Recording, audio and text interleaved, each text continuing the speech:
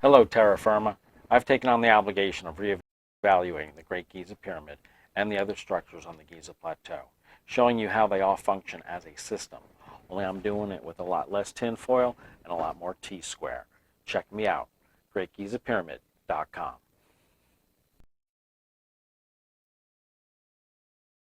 Hello everybody, I'm here today with Angel. Hello Angel. Hello, how are we all doing today? Oh, well, it's always good to talk to you, Angel. I will say this, I have a soft spot for Angel. I don't know, we've known each other probably since about 2000, well, talking to each other since 2017, haven't we? Yeah, I'll go with that.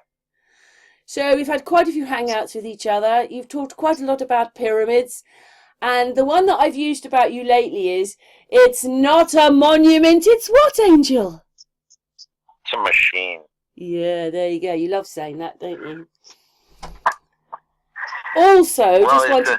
Oh, carry on. It's a machine. It's a machine where the only moving parts are the elements within it. Well, you've taught me quite a lot about pyramids, which we're going to talk about in a minute, but I just wanted to show people that basically, even if he's a little bit different, Angel's like a lecturer, aren't you, Angel? What did you call yourself? Well, people have said I sound like a teacher and stuff, and you said you're going to call me a professor. And I said, well, just make sure it's an unaccredited professor. Oh, that's just some of his videos. I'm going to go to his videos now just to show you that he's always got his whiteboard. He's always doing diagrams, aren't you, Angel? Well, it's easier with a visual representation. I'd love to have a physical model, but not quite there yet. Oh, you've done quite a few videos in the last few weeks. Haha, well, we're going to be talking about some of those in a minute, but I'm just showing you that he's like a lecturer. So Angel taught me that, we're just going back to that one, I'm just showing you some of his videos, but see this one here? All the pyramids are built on different levels, but they all match up across. It's right, isn't it, Angel?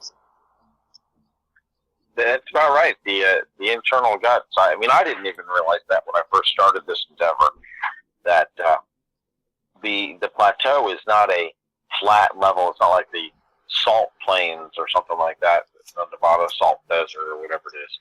It is on an angle.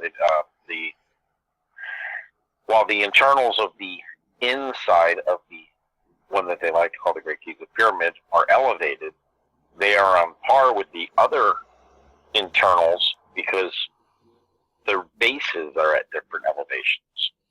Is that because when you look at the pyramids, they've been built on top of a plateau that's been man-made and they've been put into them? And that's why it's not level, isn't it?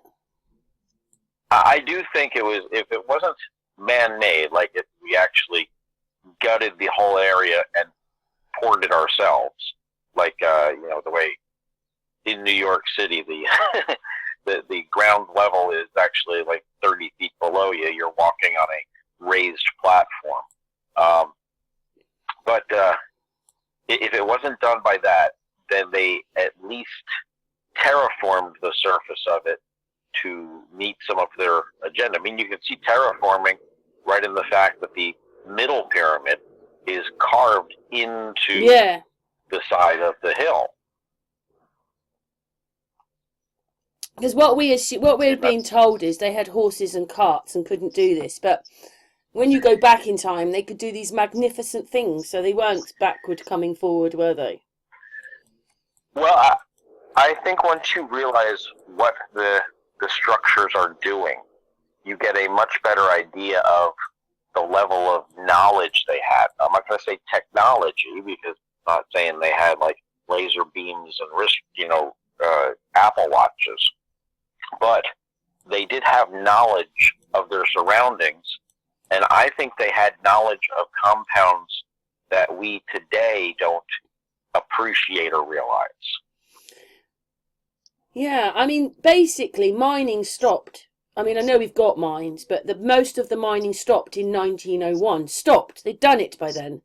And this woman, this little video, she said everything's been mined, even Antarctica. So if they could do all that, they definitely could build the pyramids, couldn't they? Well, it's not a could they.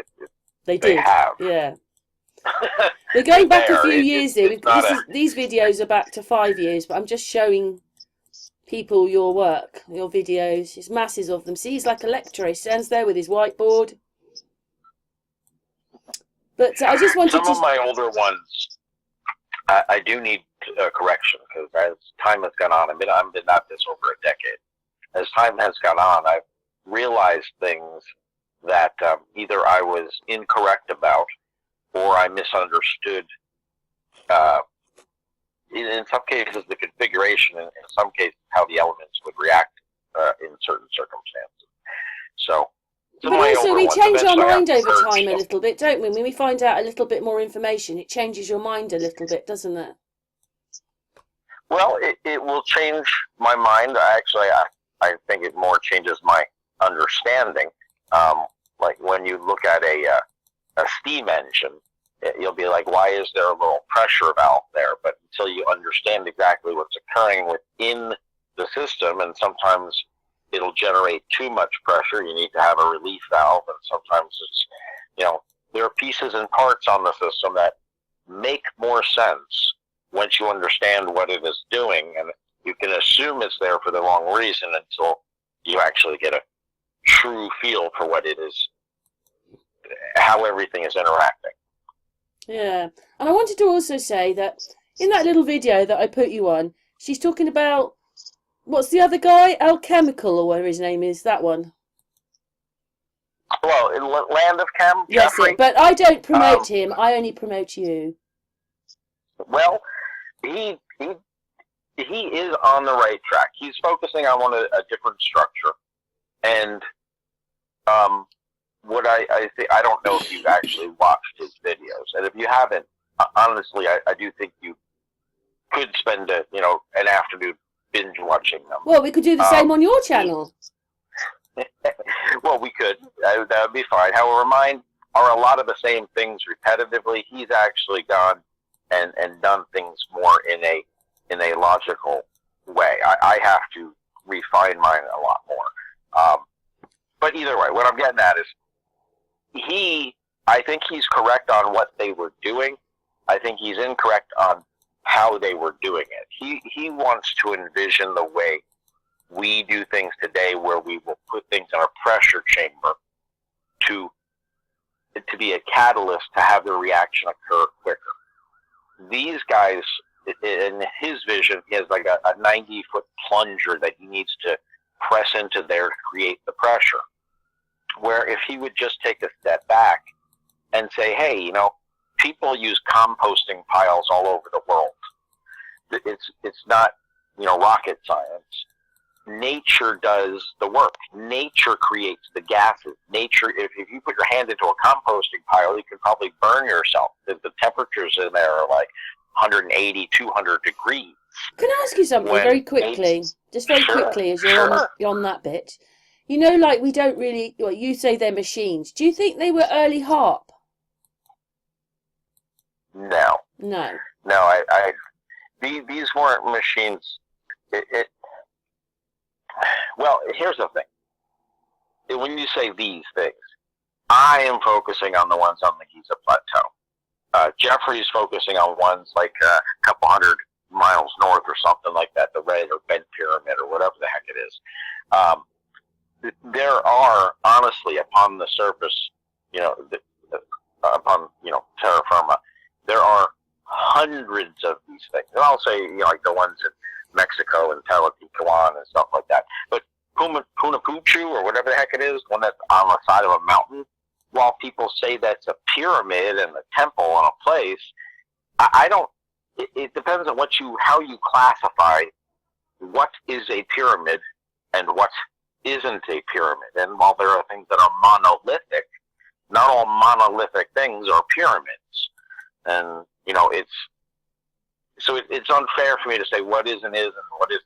I'm focusing on this particular one and how it functions and what it does. And I think they're creating two different products. but exactly what they are, a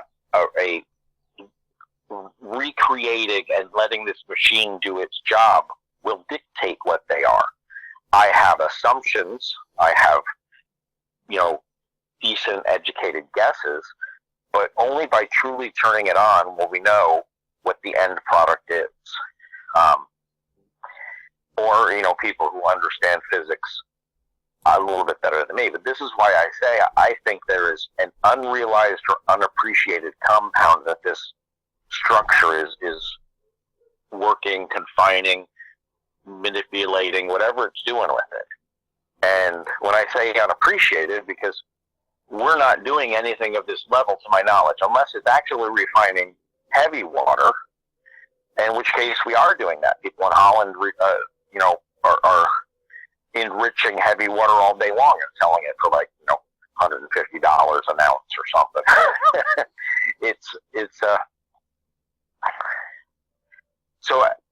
But it's not some temple for some gods, is what I'm saying. And when you see it as a system, well, it wouldn't have those innards in it. Like, we're just looking at where we are. We're looking at, it's a month ago, and you've got your blue shirt on, your blue shirt on, and you're looking. right? You can see that they've got structures inside them. It's only playing 3 seconds, and you keep scooting across the screen. It's so funny, Angel. Just for that 3 seconds. But you're showing they've got structures in them. If they were burial chambers, they wouldn't have all that in it, would they? Well, people with burial chambers can do whatever the heck they want. I don't even try to give that thought credence, because that's a dogma that I don't even follow. I don't even consider them to be good. In fact, here's a good one. There's another YouTube channel, History in Granite, and I think this guy does fabulous work showing some of the structures over there in the area. He focuses on the Great Giza Pyramid. He also focuses on a bunch of other ones. But all the time, whenever he's doing all of this, he's like, well, this doesn't make much sense why a pharaoh would have done this. And logically, as far as if they wanted people to protect their things, it doesn't make sense why they did. His whole, as he's going, he can't get out of his mind that these, in his mind, they're tombs. And he tries to explain everything and somehow relating to a tomb. If he would just explain them, and here's a passage, and it goes up here, and it does this, and it's smooth here, and it's not smooth here, and it's finished there, and he would just explain it, it would be great. But every time he says something, he's like, and it's not smooth here because the spirit would need to, work its way amongst it's just, I need to turn down the volume when I watch it. And that's the one of the things is, I have to break people from thinking of tombs and thinking of this particular set of pyramids. I don't care if other pyramids in other parts of the world are tombs. That's great and wonderful. These ones aren't. And the only way I can do that is if I get people to see it as the model it is and put the elements into play. It makes it hard to dismiss what it is and how it would work and why it's configured the way it's configured.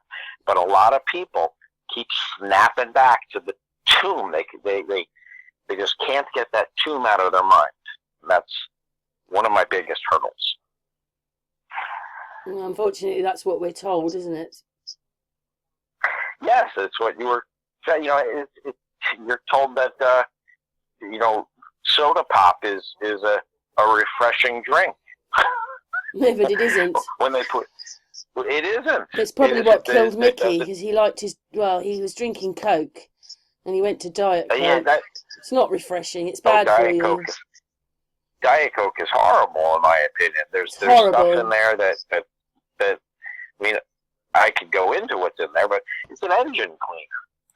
It's a degreaser that somehow somebody convinced somebody to start drinking, and then I don't even know how they did it, but it's just. Well, shall we carry on and look at a couple of your videos and talk about them? Go ahead. Now, I can't see them. No, well, I'm going to stop for a second, and we're going to carry on in a second. Hello, world. What makes my view of the Great Giza Pyramid any better than the next guy. I would hope that you believe it is because my view I have altered to fit what I have found as I learn more about the structures. Where other people, I believe, will verbally make modifications to the structure, because the structure is the structure, but they will tell a story of a structure configured slightly different to fit their theory. Now, with that, I'm not going to make you buy any books to know what I believe the structure does, because I hope other people will follow, because it's quite logical. Tell you now, you can believe me later. I'll sell you the book to explain it.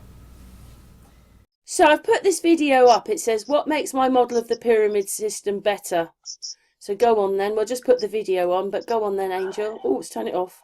Well, what I basically am suggesting is, unlike other people who I believe have a view of what they want the structure to have done, and then they manipulate the structure and say, well, we could have put a pump here, and we could have put a trap door there, and we could have done this, and we could have drilled a hole here, and we could, they're re-engineering the structure. They're not actually paying attention to the structure and let the structure tell you for itself. I mean, if I built a sandcastle and I pour water on it and watch the water go down, if somebody else comes by and says, well, instead I want a pool here and I want a tube here and I want to do this, you're re-engineering it. You're not actually paying attention to what function it itself was doing. I don't have to make changes to the structure. I want to know what the structure did. I do not want to say, here's what I want the structure to do. And that is, I think, the way I approach it differently than anybody else I've come across, other than Jeffrey. However, he still wants to manipulate things to be how he wants to do things instead of actually just following the structure. And what I was getting at with Jeffrey, if I may side effect this, people have been using compost piles forever. Nature does the work. That is a big, huge composting pile, which is designed so that the pressures involved push the slurry and push the products through the system. And if he would just take a step back and say, what would nature do? What pressures would nature have? And he can follow it, and he's dead on. He's just appending pieces that aren't there. And because I don't know why. I can't say why because I'm not in his head. But people do that. They embellish a part that isn't there because they want it to do what they want it to do instead of just paying attention to what would it do in the It's not even just that though, is it? Because at the moment you're showing basically that the outside is like a musical pattern, and you don't even include that. That wouldn't be put on there, would it, if it was just a burial?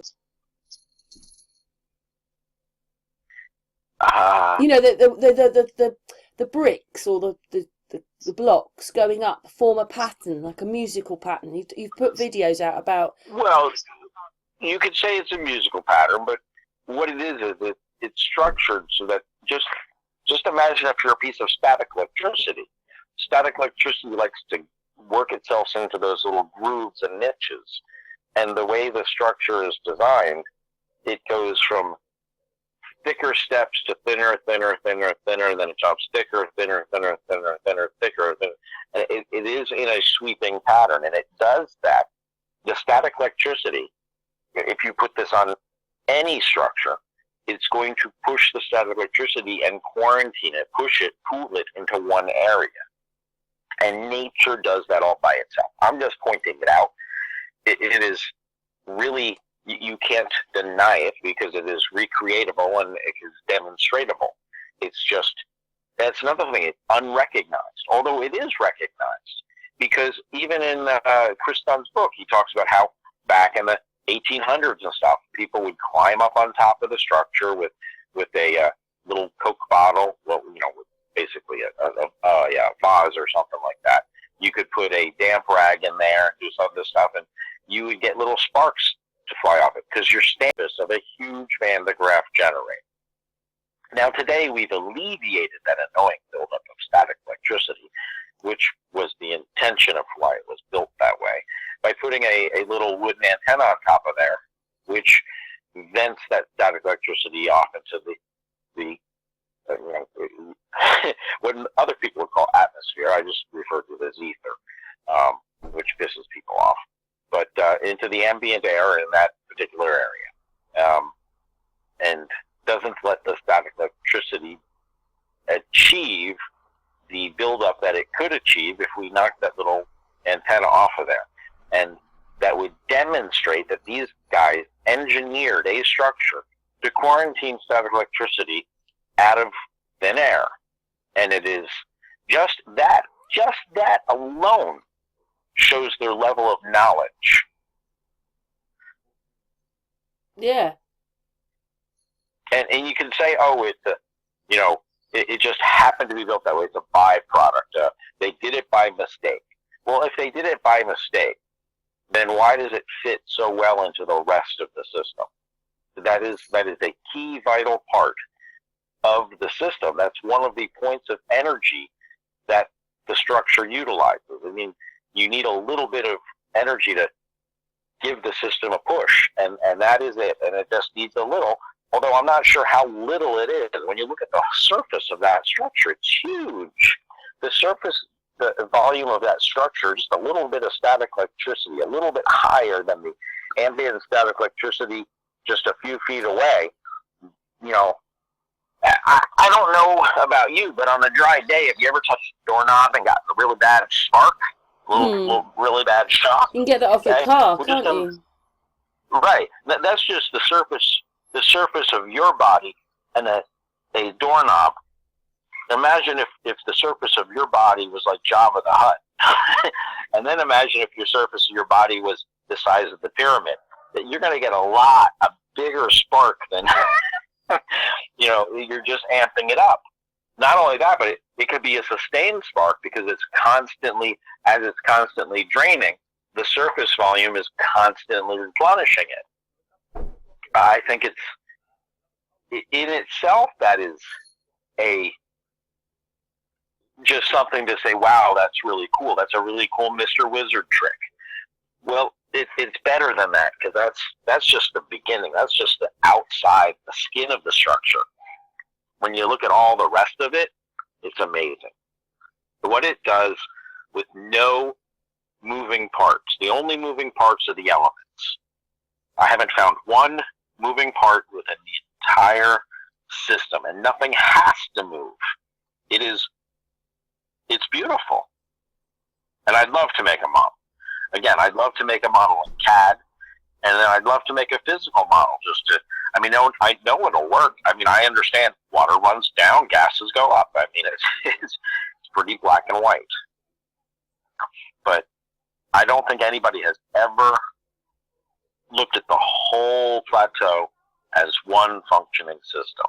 What about all the other pyramids that are on that plateau further down? There's loads of them. Well, if you're talking about the 9 primary pyramids, the Sphinx, the other temples, all in that area, they call them temples. I don't care what they refer to them as. The things they refer to as temples. Even the area the inlet for the whole thing is the area they like to call the Temple of the Birds, which is currently a bat sanctuary. Which the reason it's a bat sanctuary is because there's a huge cave system underneath the ground, and the bats are living in there. Well, if that cave system was an aquifer, which at the time I believe it was, that is the perfect point, the perfect entry level, because that's at 80 elevation up there. The perfect entry point for the waters onto the plateau. And then from there, the whole system comes to life. You don't have to change or move anything. You have to get rid of the road they put through it, and a couple of other things where we've appended it for current day tourism. But nothing else has to be changed. You don't have to have any magical parts. It's quite an awesome system, and the only way to get people to really see it is to make a working model. Eventually, initially I like to do it in a computer because people can see it, and then they can say, well, that wouldn't really work. I say, you don't build it physically. It's still going to really work because the CAD system isn't going to magically come up with something, say like, oh, look, we can make water fly. It's designed not to do that. It should work within the realms of physical science. Now, what we don't know, what the computer system won't do, because it hasn't been programmed, because we don't know of it, is exactly what the yield is, exactly what this system is producing. I think it's going to be a compound that we ourselves don't yet appreciate or even know of. That they wouldn't have built this whole huge system for no reason. It does something. What it does, I don't know. I don't want to lie to you. But you had a feeling that it was separating water and oxygen and making gases. That's part of it. But when it's separating the water and the oxygen and the hydrogen, and it's burning it back together, as it's doing that, the more and the more and the more you do that, you are enriching the water to be heavy water. And if you're not familiar with heavy water, hydrogen has a sister, it's deuterium. There's another sister to that, it's tritium. There's another sister to that, it's quadridium. One in every 7,000 particulates of water is actually heavy water. About one of every 8,000 particulates of deuterium is actually tritium, and one out of I think every 1,200 particulates of tritium is actually quadridium. And quadridium is highly radioactive and breaks down in minutes. Tritium breaks down in about 12 years, has a half-life of 12 years, and deuterium is stable and water is stable. But these exist within our world. We don't. Tritium is something that we ourselves today can harvest, quarantine, play with. It has a slight glow to it. It's radioactive. It is something that we didn't even know about. I don't even think it was even on our periodic table until the mid-1900s or something like that. And these guys potentially could have been playing with it eons ago. Your title to this video says, "What makes my model of the pyramid seem better?" Explain that bit, though. Is it that it's a working machine, and a lot of people don't necessarily say that? Well, I think I should re-edit that to be more accurate. Because better... My model is the sounds best one.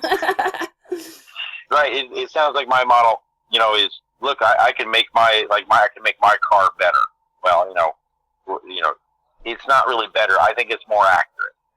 Only because everybody else, you can come up with anybody, Chris Dunn, John Cadman, anybody who's come up with some sort of a story that circulates around or has something to do with the Giza pyramid, I can usually find an inaccuracy within their story. Either inaccuracy of fiction, like they want something that doesn't physically exist, or they wanted to do something that's physically not possible, or they embellish on a part, a piece, like a hallway, a conduit. They're not really is backed in the in some way to the pyramids. They're not technically telling a story of the pyramids, and that has been my whole goal. I don't care what it is. I don't care if it just is a really cool waterfall and a cool display of Mr. Wizardry. Maybe there is no actual product. Maybe it doesn't produce something. But the way it's designed and shaped, I really feel there is a product. They are pulling something that they felt to be, important as a product out of it. And they're pulling it out of the smallest pyramid, out of that little hole on the west side. The one that Ortiz, or whatever his name was, pointed out to me a decade ago.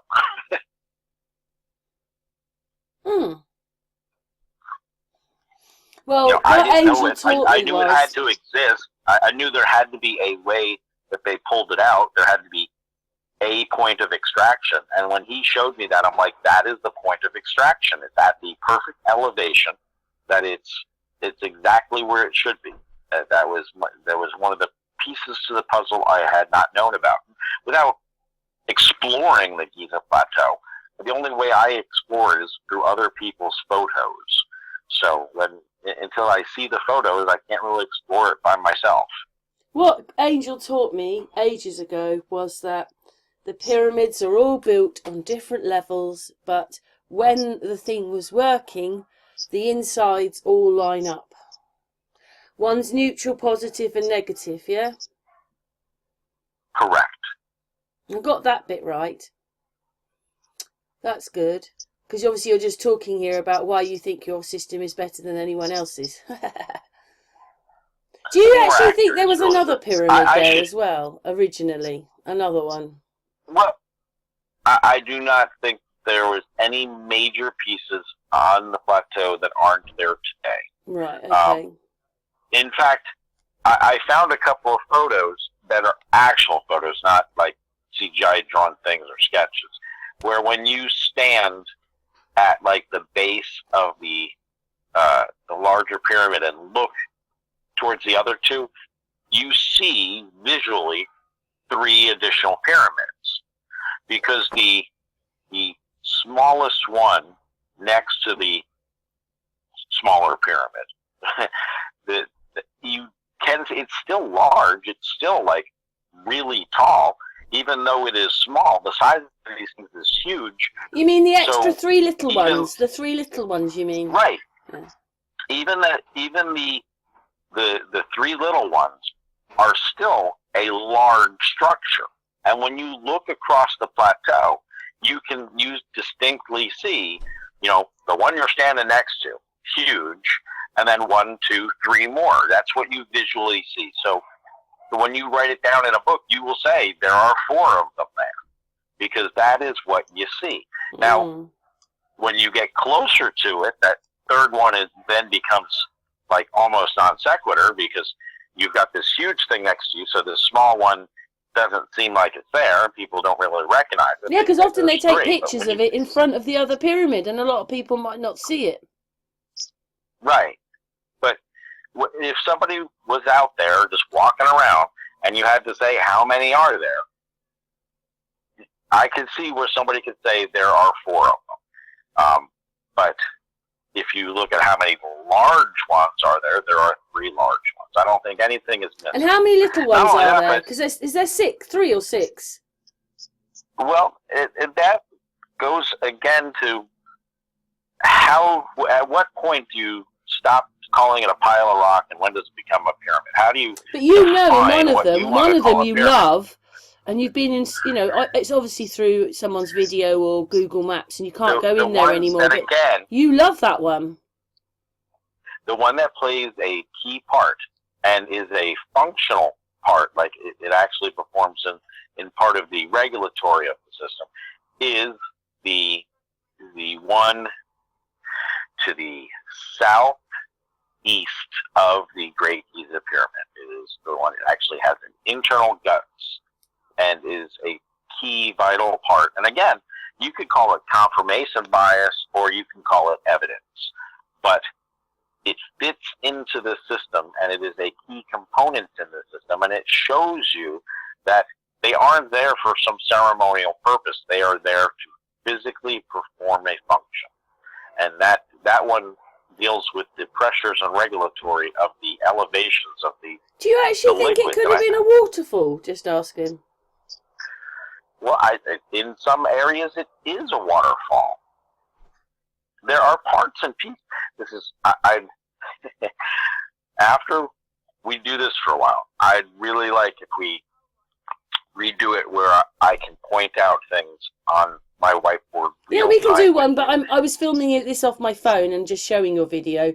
The next one was set up on the computer, and you can show us. You can show us, Angel. Right, because there are parts where there are pretty waterfalls. I believe that parts of it were designed to look aesthetically appealing from the outside.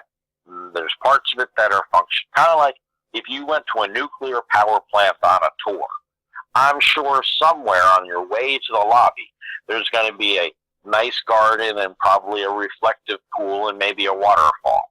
Now, that has no function to the how the nuclear power plant works, but it's still there.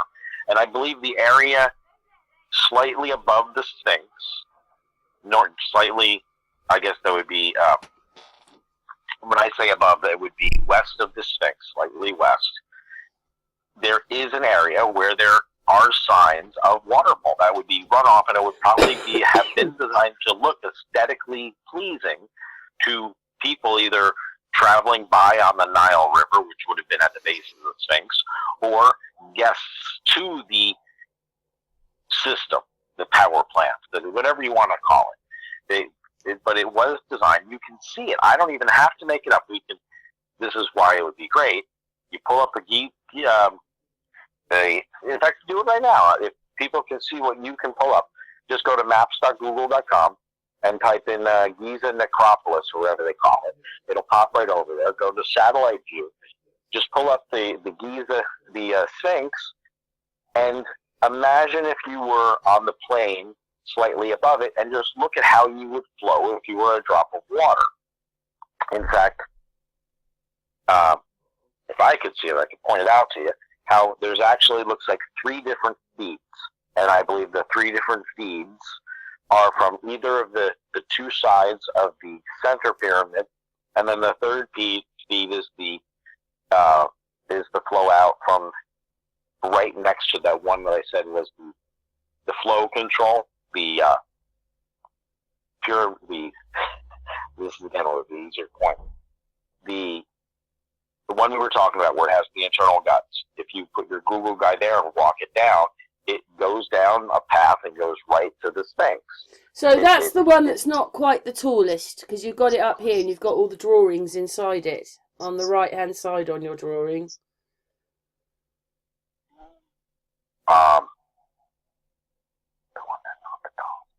No, the one in the middle is the tallest one, but you're not talking about that one. You're talking of the one on the outside with all the inside in it. Well, I'm referring right now to of the small. Oh, I'm sorry. You're talking about the 3 extra ones. Yes. Sorry. Yes. Sorry. Was there 6 or 3 of them? Well, there's 3 mounds, 3 piles next to each of the far end pyramids. So what does that mean? There were 6 of them.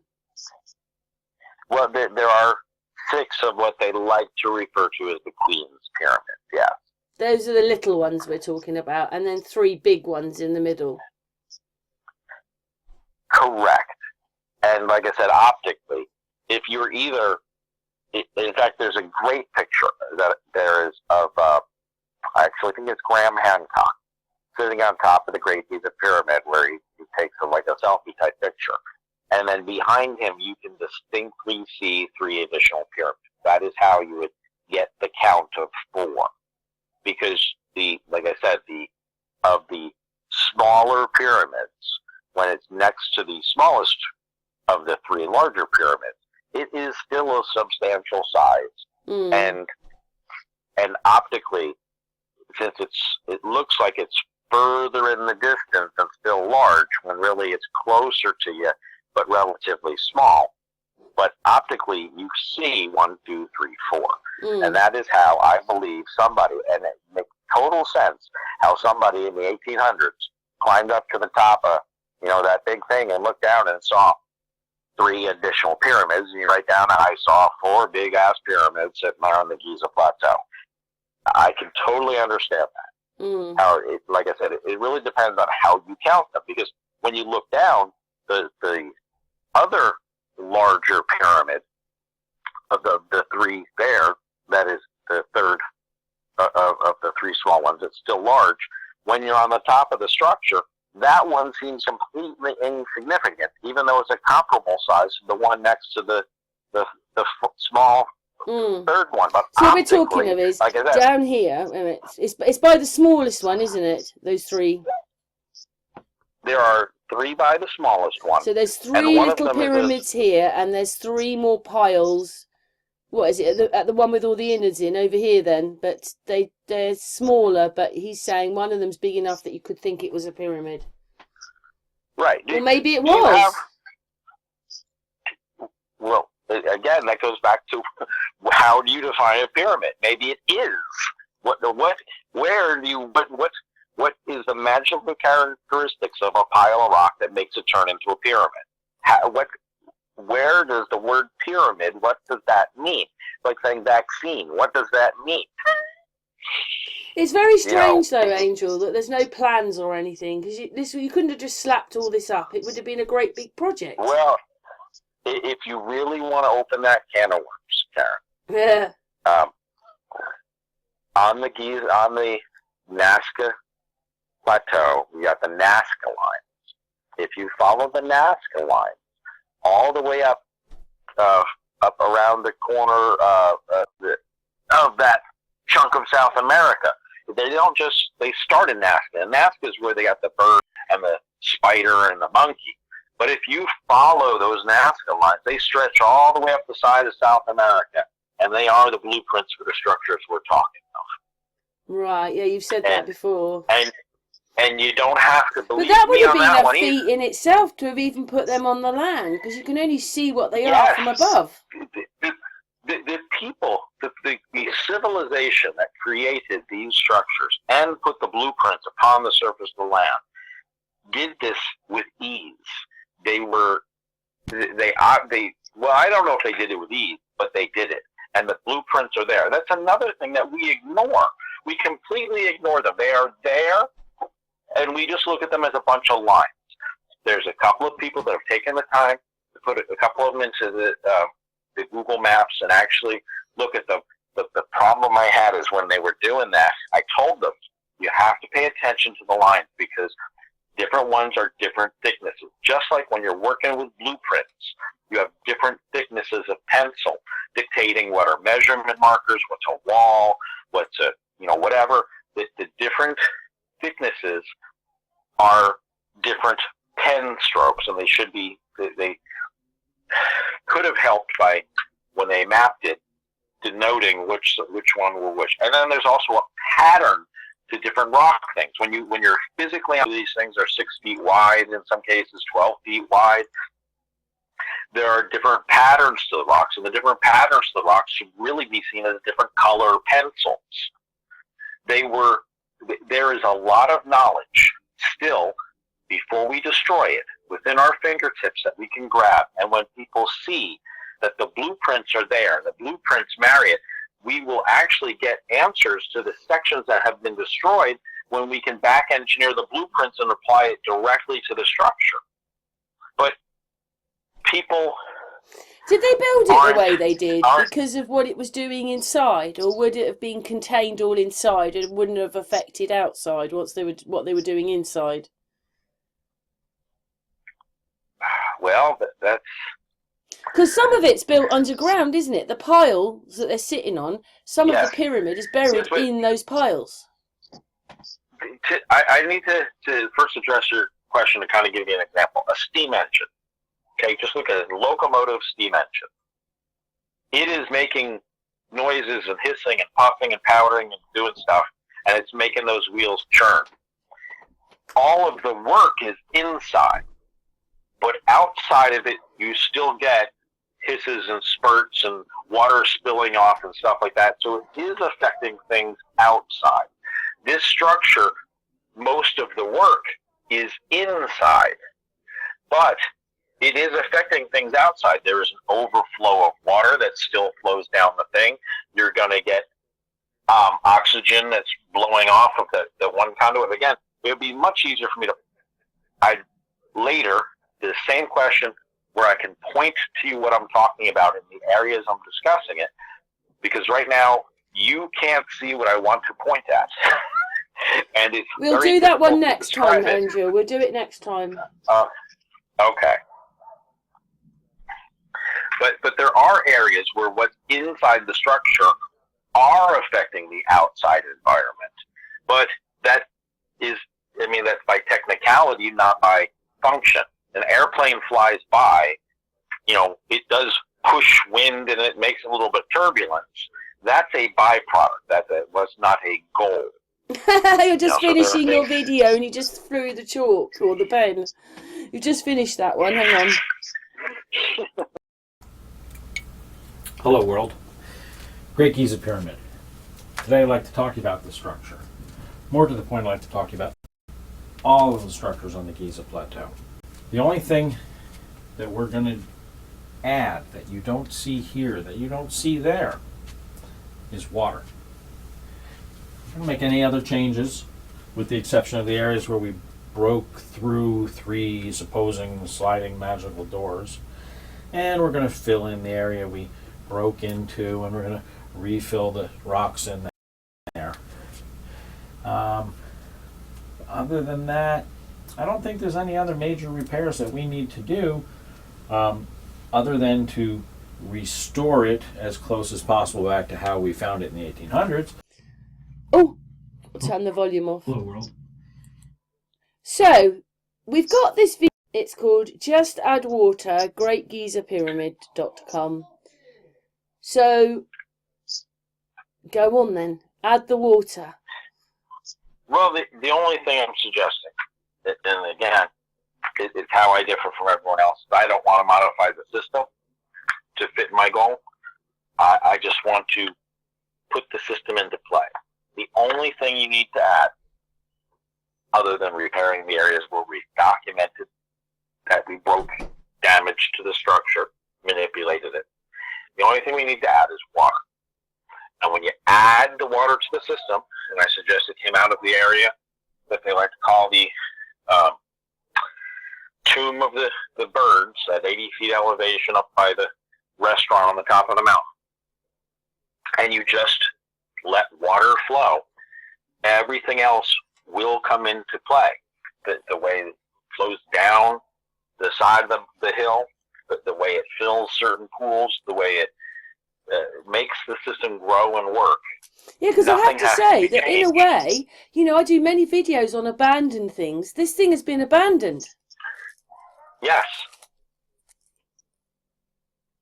I also feel the same thing about the hill behind your house, Silbury Hill or whatever it is. Silbury Pyramid, isn't it? But they've been abandoned. Well, again, I don't myself. Or do you think they were in the pagan days? They were pagans, weren't they? I don't. That speculations, I don't really. That doesn't matter to me. Okay. What matters is how it functions and how it's shaped and how it's configured. Who did it? That somebody else can fight about that.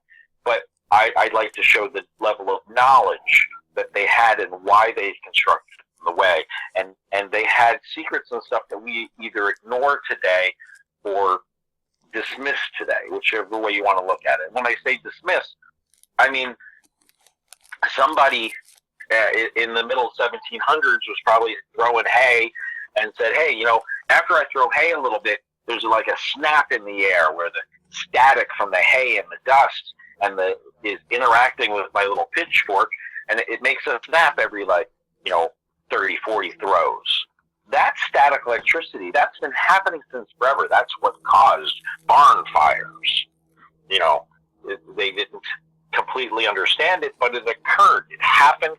It was reality, and it was not seen as a form of energy to tap and utilize. It was like, how do we make this annoying static electricity not occur? So things have been there the whole time, but not. Why are they so afraid to tell us what it really is? Because that would mean that the people were far more advanced than they're saying. Now that. Why does it matter if suddenly they go, look, we've realised they were far more advanced in the past? Why can't they tell us that? These are philosophy things. I can give my 2 cents, but it's not really. That hasn't been my focus. And I think here's what I believe. Somebody in 0800 came across these things. What was his name? Doesn't matter. Came across them, wrote about them, did books on them, they didn't take pictures at that time. A couple couple hundred years later, other people visit them. They do stuff. Napoleon gets reports. This guy gets reports. Somebody else. Photography comes around. People get pictures. They're primarily focusing on the primary one. They've been told this thing is a tomb. They're looking all over for pictures of stuff. They can't find any dead bodies. There are no engravings on there to say, like, I mean, I hey, think that's really thanks, Dad, strange. for a great life. When I Hang on. Okay, but their whole mindset, the whole time, is the same thing I'm saying, is that they're in the back of their mind, this is a tomb. Everything they're doing, all their focus is, this is a tomb, documenting this tomb. They are not in any way paying attention. Halliburton didn't exist yet. We hadn't been making, structures of this size that actually performed work. Everyone is blinded to what would this do if this was a huge system. They are focusing. Their mindset is, this is a tomb. Everything they utter out of their mind is something with tombism on it. That is part of the problem. Now, in addition to that, I don't think, even if somebody at the Rand Corporation or something like that actually said, hey, this is a system, that they want to open that can of worms. Because as soon as they open up that this is a system, it shows that there was a level of knowledge, much higher level of knowledge than we had 200 years ago. Documented that everything in this structure, what it utilizes, we didn't even know what hydrogen was until 16 something. We didn't even know what oxygen was. We hadn't isolated as an element yet until the 1700s or something like that. Helium, we didn't know about until somewhere in the middle of there. We found helium between that. Okay, these are things it wasn't even on our radar.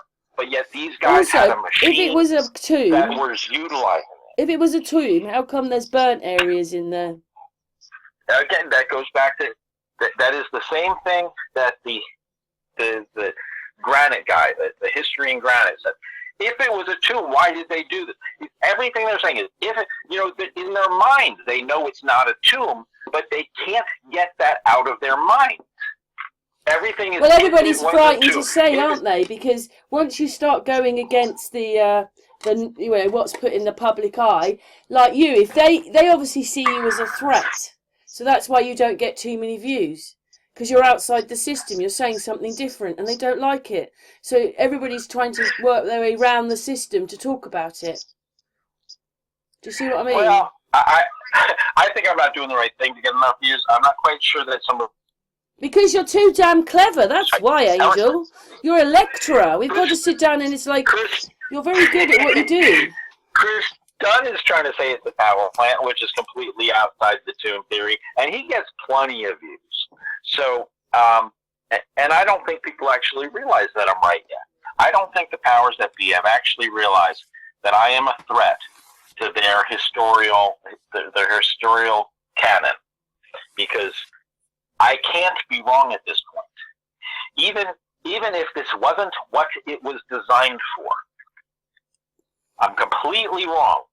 It would still be really cool for it to function, for me to just add water and watch it function the way it would. If somebody built a really cool, just a piece of art, and somebody says, what would happen if we just spray water on this piece of art and watch it drip? Well, that's all I want to do. I want to spray water on this tomb, and I want to watch the water flow down the valley, fill the certain pools, and actually watch what it will do. Do you think the river moving did something to it? Because obviously the Nile was wider and then it's got smaller. Did that have a part to play in it, or you don't think that mattered? They'd have just extended whatever it was to get the water in? Well, I do feel at the time of its functionality that the water came right to the base of the Sphinx. In fact, this is where, when we do it next time, we'll pull up Google Maps. But the water is on top of a mound. I mean, they're built on top of a mound. And there's no way the water could have got They up are. there. Yes, there is. Are you on Google Maps right now? No. Go to, okay, well, hop over to, like I said, go to, the Giza Necropolis, which means like place for dead people, even though I don't believe it. And then look for what they like to call the Tomb of the Birds. It is up to the west side of the plateau, up where they have an eatery. The road goes practically right up to it. Now, in there is they like to call it a tomb, whatever they want to call it. It is still a physical structure, and that physical structure leads down into what they like to call the caves under Giza. There's a whole cave system down there. It is currently a bat sanctuary. You're not allowed to go in there. Thousands and thousands of bats live in there, and they're happily living in there. However, that cave system, I suggest, used to be an aquifer. If it wasn't an aquifer with pressure on it, then if anything else, it was an artesian well. So a bit like a well. Yes, that is your water source. That is at 80 feet in elevation. And if you look at it, you can see the pooling right outside of it, and you can see the water runoff. You don't even have, you can, if you trust me and take your Google, look on the Google Maps, you can see the water runoff. You can see the where there was flow. I didn't paint it on the Google Maps. That's there from nature. You can see the water flow. You can see where it would flow downhill towards the pyramid. That's all I'm saying. I mean, I think Brian Forrester's walked in, and there are these tunnels where you're talking about by the Sphinx. There's water, well, was water under there, and there's tunnels, isn't there? Now those tunnels there are tunnels down there, and those help bring the pools outside and inside of the structures, joining them together down there. And I don't dispute that, and it would be great if over time we can map that and see where some of those went, because I do feel the huge pool, again, if you look right between the Great Pyramid, the center pyramid and the Sphinx, about 1/3 of the way down, there's a huge hole. We're talking like 30 feet and 30 feet diameter, huge hole. And that goes down into the down. And then it branches out. I think that was part of the distribution system of, just like anything else, you have to have a negative and a positive. You have to have something which is a higher state than the other one, and the difference between those two states is your electricity. Right. And the whole system was designed to quarantine different pools outside of the structures so that they pick up the ambient energy of that structure. And they're far enough apart so that those two ambient power energies are different. And just like I said, when you touch the doorknob, it's the difference, and reconnecting, wanting to equalize, that is your energy. Well, you've got here resident, ambient, frequency, and force, RAF. Yes. At any point, you have to look at any one spot. What is the pressure? Is it hot? Is it cold? Is it under pressure? Is it under vacuum? And any other point, and everything is trying to equalize. Nature always wants to equalize. And this whole system was designed to separate everything to its extremes and keep them separated. And it's when you represent them back together, that is where the work is done. Sorry, I just wanted to say, on the video, you've just shown everybody the different levels, how those stones are, and it's like a pattern. It isn't, but it's like a music pattern. Or it's a pattern. It is. In some ways, I kind of look at that, because when you look at the niche in the Queen's chamber, it has the different levels, and if you take those and drag it across it, just like you would a musical score, those right there are your elevations. So I say I could build this in Minecraft because it's made out of equally sized blocks.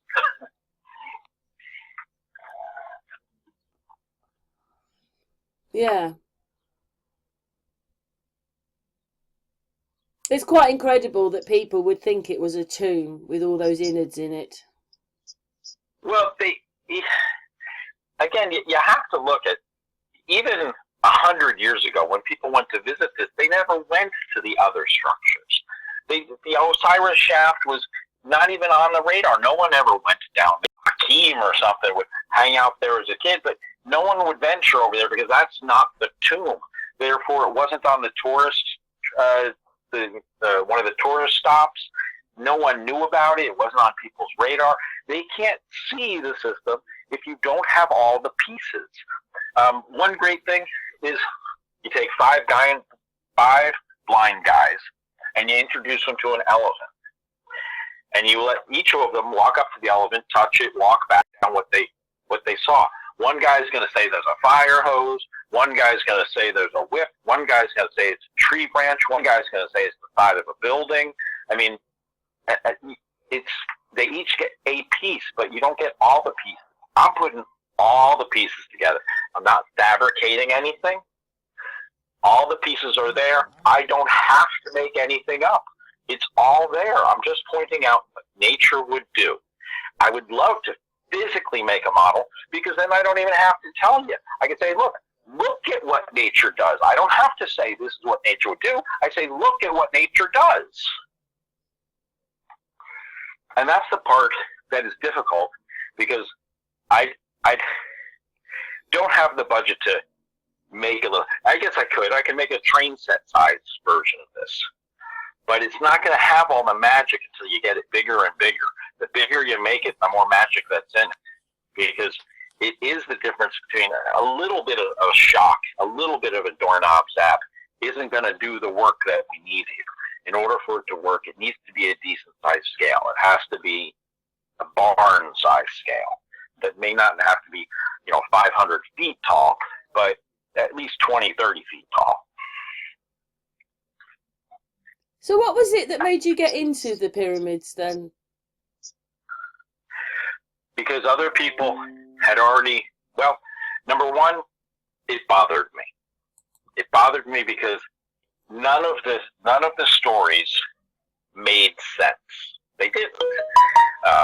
Even Chris Dunn's, which was one of the most logical ones, he embellished certain pieces and parts. And luckily, I had seen enough pictures that when he's trying to draw this picture in words, and I have a picture and a photo, I'm like, what he's describing is what he wants it to be, not what it is.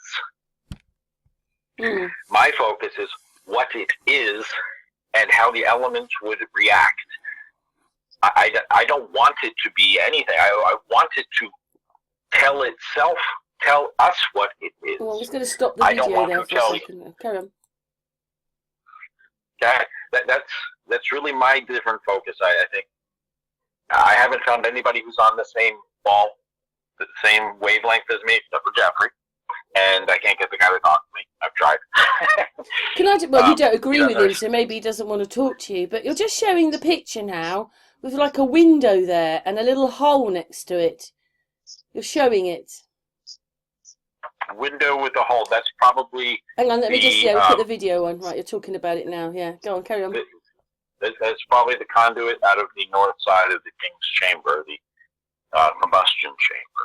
I'm assuming. I can't see what you're looking at. But it's like got a V on the top. There's 4 stones. You just put it down now, but it's a bit like a window. It isn't, but it's a hole in the side of the pyramid. And then next to it, there's another little hole. Do you want me to play what you said to that so you know what we're talking about? We're just going to stop for a second. One second. One second, everybody. Put the video back on. I'm going to put that bit of video in just where I've stopped the video. But you're saying the little hole next to it is where the water went in, and then the water came out through here. So carry on, Angel.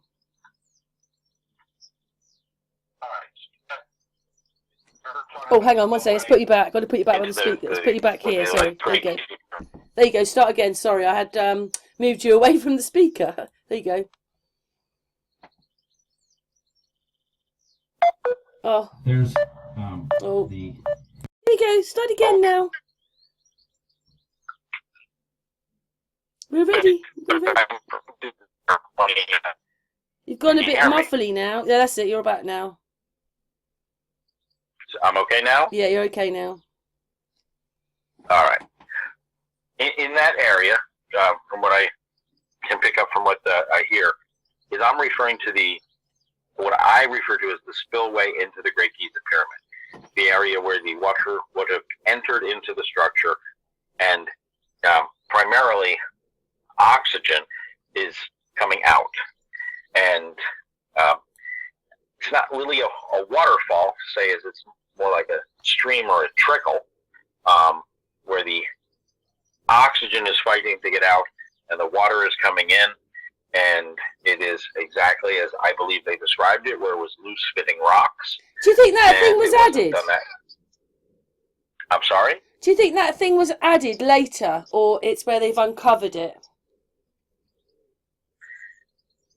Because it looks like some stones are missing. It looks like it's been amended or something.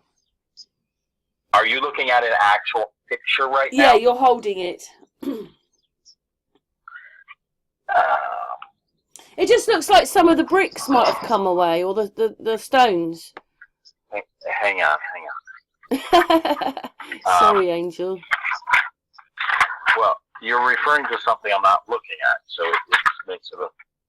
Is it with the black rim on the bottom? Yeah, got feature pics.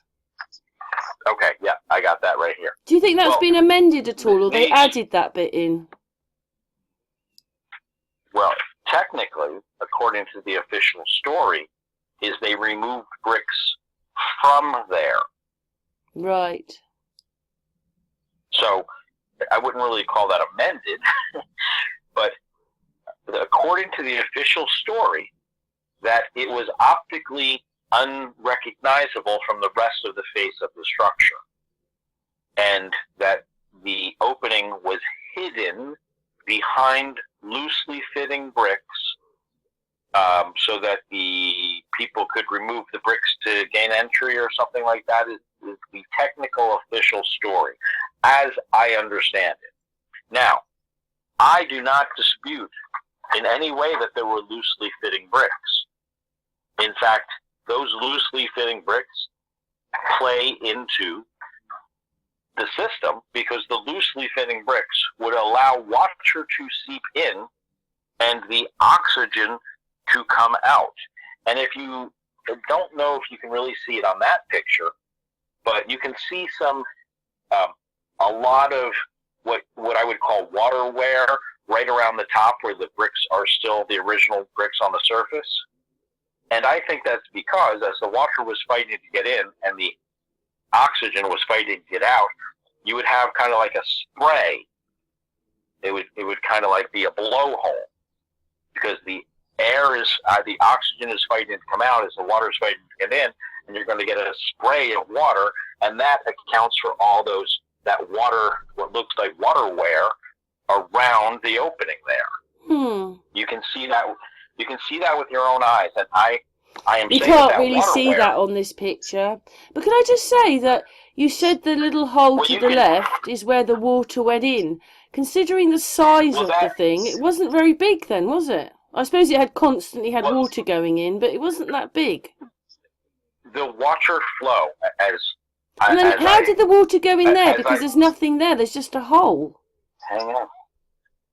What's in this hole? What I feel the whole system is it's not a gushing water system. The water is just there to maintain it, and it doesn't have to be a lot. In fact, there are other pictures I'd love to share with you. Next time, we're going to do it next time. It's at photos.greatgizapyramid.com, and there's one where a guy in the 1800s is standing in the shaft that goes down. I don't have that printed out right now, so I can't show it to you. Standing in the shaft that goes down, and you can see that there is piles of sediment to both sides and like a V-shaped canal. And that shows you that the water flow into the system was not a heavy water flow. It was a steady but slow water flow. It was just to maintain the system, because when you break water into its respective gases, you get a 1 to 1700 compression ratio. So when it breaks the water into gas, the gas takes up way more volume of space. You don't need a lot of water to do the work. You just need a little water breaking into its respective gases. It doesn't have to be I guess it may be like a fire hose, but it's just a fire hose. It's not like a river. It's just a steady flow of water. Why do you think they've masked it all up like this then and can't even tell us the truth? There had to be plans for this thing. You don't see them. Again, why would they hide it? Why back, couldn't they say that they were more advanced in those days? This goes back to what I was saying that it was leading up to. People discovered this years ago. They made the story years before we knew about the elements. We didn't, when we first stumbled across this, just look at King George, okay? King George sends some guy on a boat to check this out and send him back a cool little report. Give me a memo, Bob. Go down there and fax me a memo, okay? He goes down there, spends 6 months, comes back. They don't know what hydrogen is. They don't know what oxygen is. They don't know what heavy water is. They don't know that water is hydrogen and oxygen joined together. It's a compound. They don't know any of this. So how could they even, without that knowledge, they would have no idea how this works. If I showed you a tea kettle, a simple tea kettle, but you had never seen fire and you don't know that water boils, that tea kettle would make no sense to you, even though it's a tea kettle. Simple tea kettle. If you don't have knowledge, you can't see the bigger picture. Now, pull this forward. 100 years later, 200 years later, 300 years later, we're now in the 1800s. We've just discovered hydrogen and oxygen. People still have not explored the other two structures. They have no idea. No one has sat down, no chemist has sat down with the knowledge of hydrogen and oxygen that they joined together to make this wonderful compound we call water. No one with that knowledge has looked at the entire system. No one up until like the past 50 years has looked at the entire system. And you have to have someone look at the entire system with the knowledge of what happens with the elements that we live in, and the foresight to say, what if these guys actually had this knowledge and made a system to utilize it? When the whole time you go there with your wife, you're hanging out over there, and the whole time and the Pharaoh did this, and the Pharaoh did that, and the soul would go this way, and this would go that way. You're not thinking, hey, what if we just added water? What if we took this huge structure I'm standing in the middle of? Just say you're in the middle of an abandoned dam, and you're down in the pump room, and you're like, wow, this would be a great place to roller skate. You're not envisioning water and pumps and things spinning around because it's not there. You're not, number one, the size of it. Up until I'd say 200 years ago, we weren't building things of this size. We weren't building machinery of this size. And I don't think anybody has taken the time to reevaluate the structure. I don't think it's really people hiding it. I think it's no one has taken the time to reevaluate. They are under the mindset it's a tomb. They're happy it's a tomb. They haven't thought about it. There are many people on the surface of the earth, much more intelligent than me, and they still think we go around. So. Yeah, you can be clever, but you could be stupid at the same time. It's you accept something to be true that you've been told, regurgitated over and over again, and you haven't taken the time to question it. I took the time to question I Well, really you've think I'm never right. really said much different to me. Maybe you've realised a few things along the way since we've known each other, but you've always said the same Well, thing. that's because the internals of that one are pretty straightforward.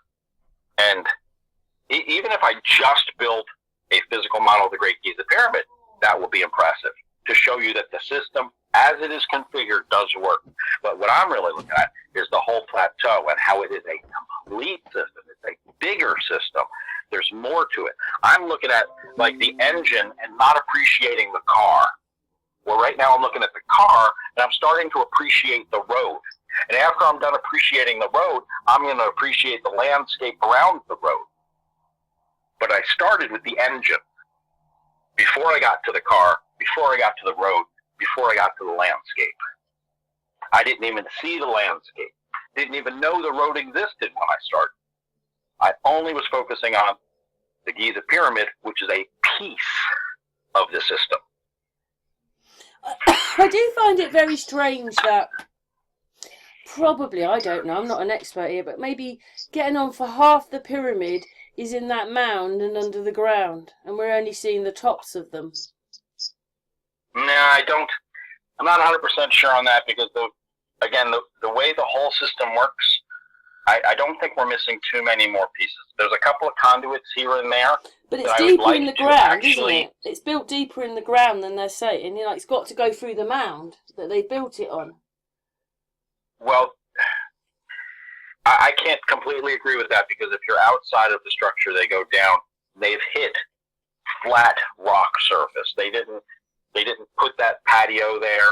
That was there. I think that is natural. Ground you level. Think that's natural? Right. All right. Okay.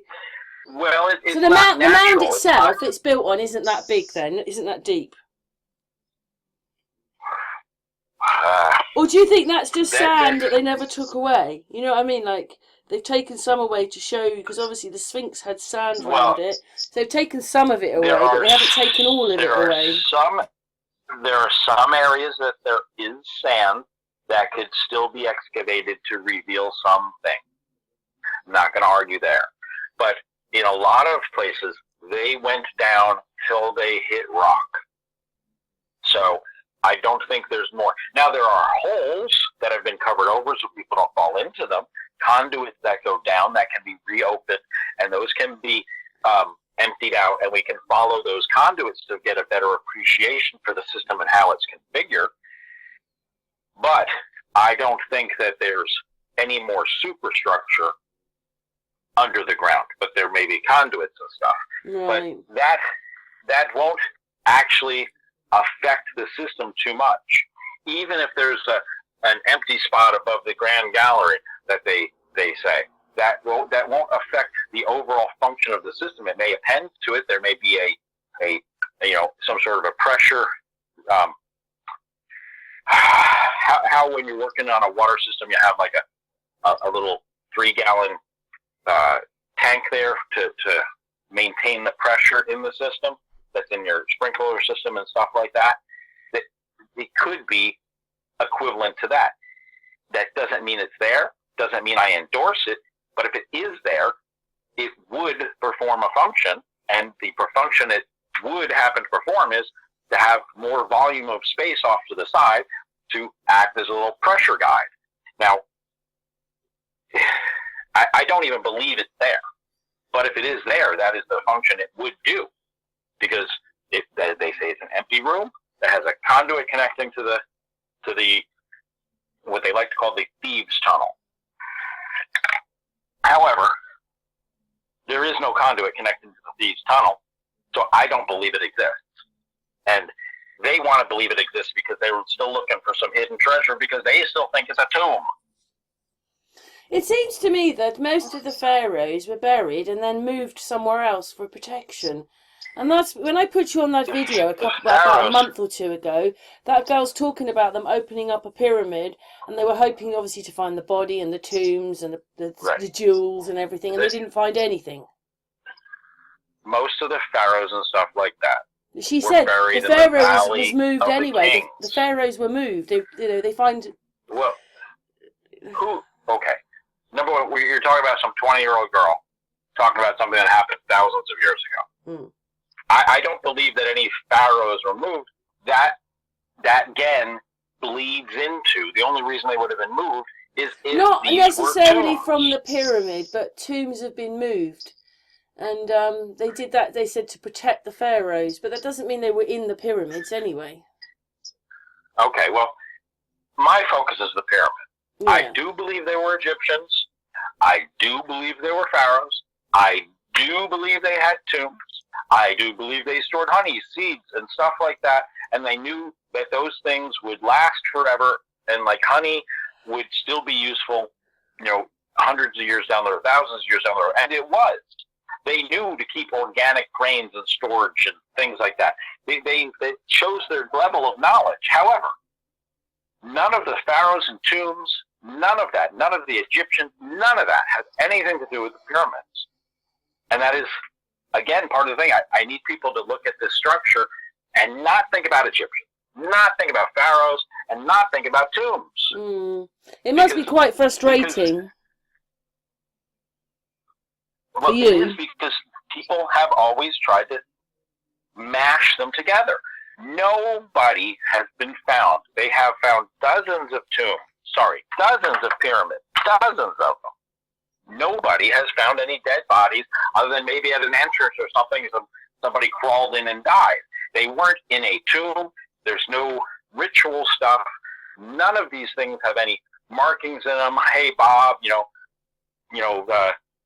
King Hemotep was here, 2202. None of that stuff.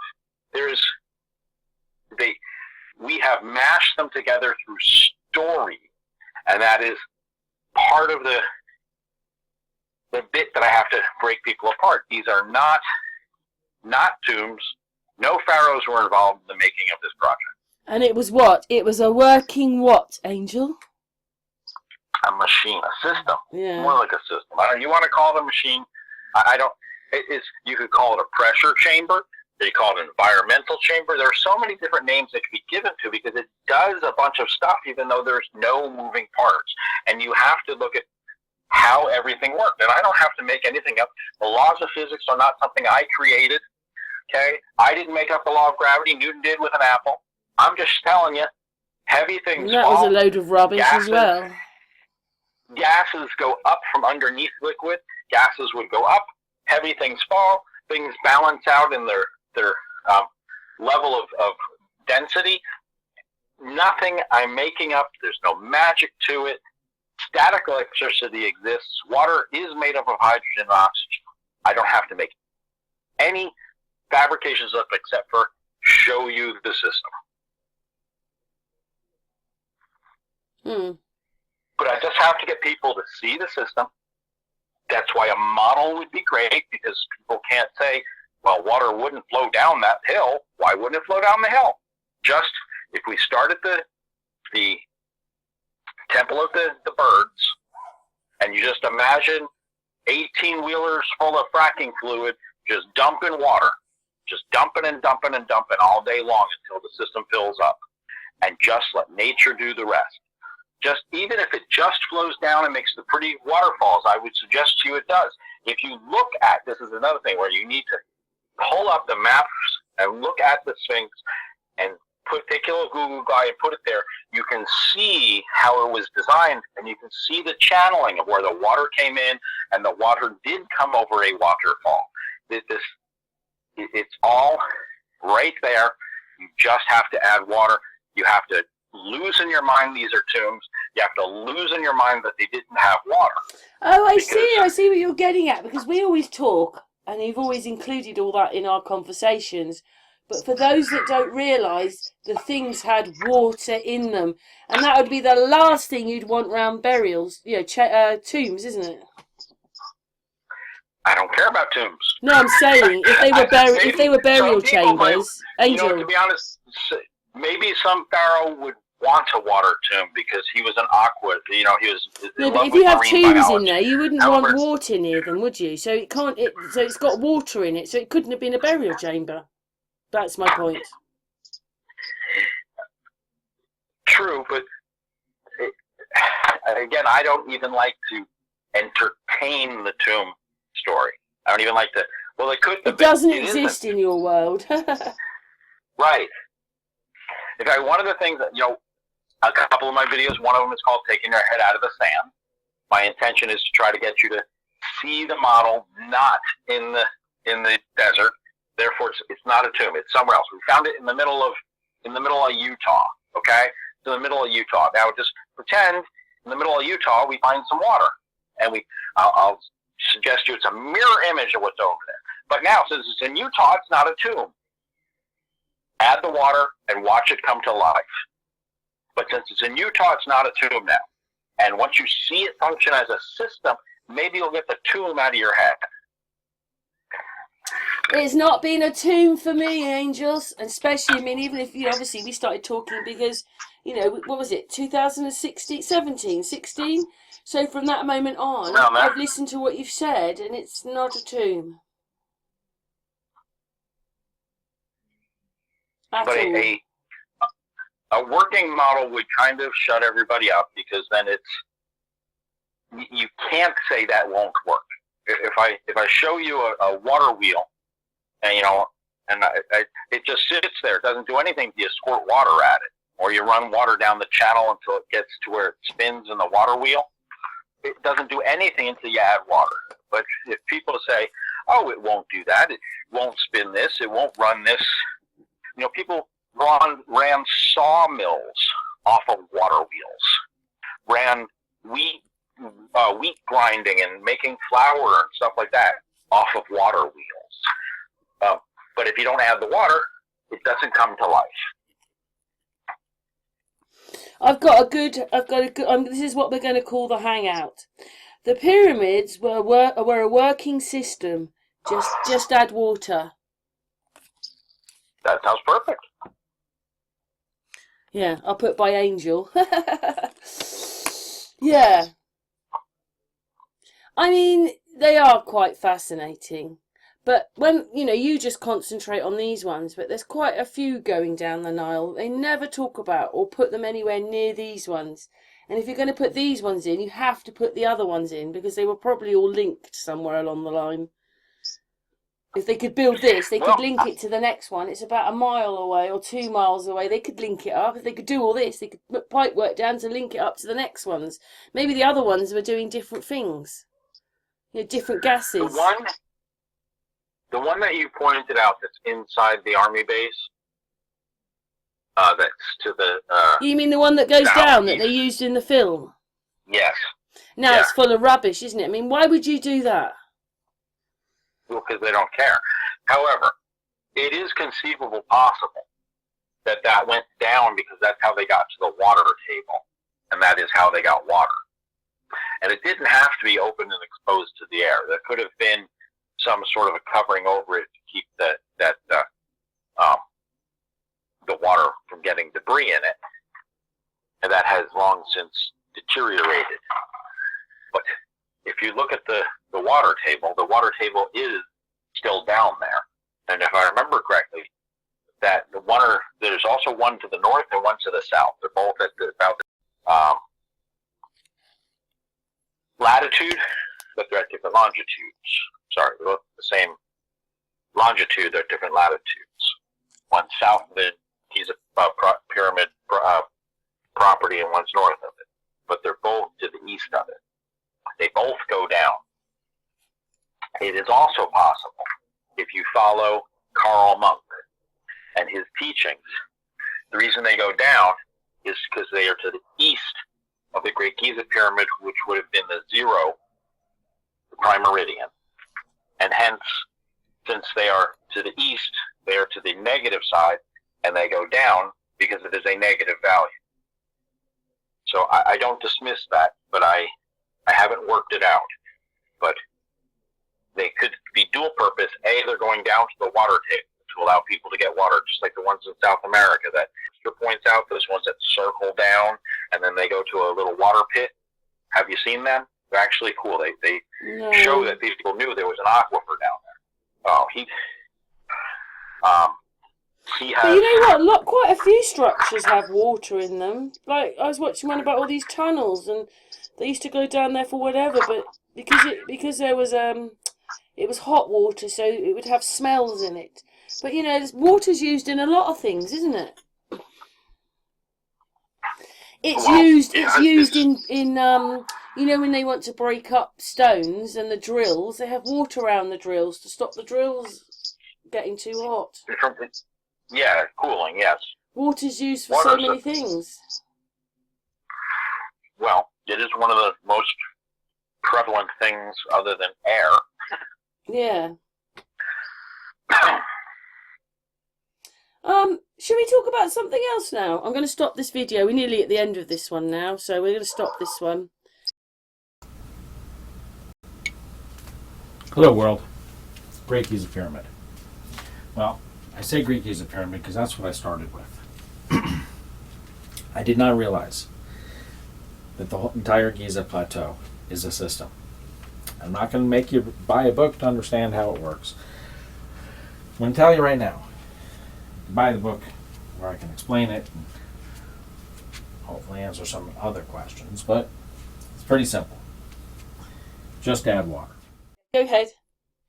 So we're talking about the RAF theory. Well, that is a play on Tesla, and to make it stand alone. It's resonant ambient frequency and force. And Tesla said... Oh, I've got to turn the volume off. Hang on, sorry. Hello, world. Yeah, carry on. Tesla said a few things. One of them is everything is in 3, 6s, and 9s. But the other one is everything can be thought of in frequency and force. I think this is his 3 things: energy, frequency, and force. So resonant ambient frequency and force is kind of the same thing. The resonant ambient frequency and force is kind of saying focus on, at any point, the energy of that particular volume of space. You can break it down into different size volumes of space, but the volume of space in your kitchen could be warm and dry because you're cooking something. And the volume and space in your laundry room is going to be warm and moist. And then in your garage is going to be cold and dry. So if you look at those 3 different things, at any point, the heat is going to be working its way towards the cold, and the moist is going to be working its way towards the dry. That's just the way nature works. And with that, if you just follow what nature will do, you will get the system. So at any point, you just need to focus on the resonant ambient frequency and force of that particular volume of space, whether it's a drop of water, whether it's a burning hot chunk of coal, whatever it is, how it affects everything in the resonant ambient area around it. And nature, you know, if you have a hot coal, nature will cool that coal. That heat will be dissipated into the air. It is just, these are facts of nature. I can't change them, don't want to change them. And as long as they work as a law, then we are still existing on this realm of reality. And when they start to get all messed up, we know we're in a simulation. Just to say, you're wearing the red shirt on this one. Okay, I have a lot of shirts. Yes, Angel was showing me the other day, weren't you? I do have a lot. He was showing me his clothes.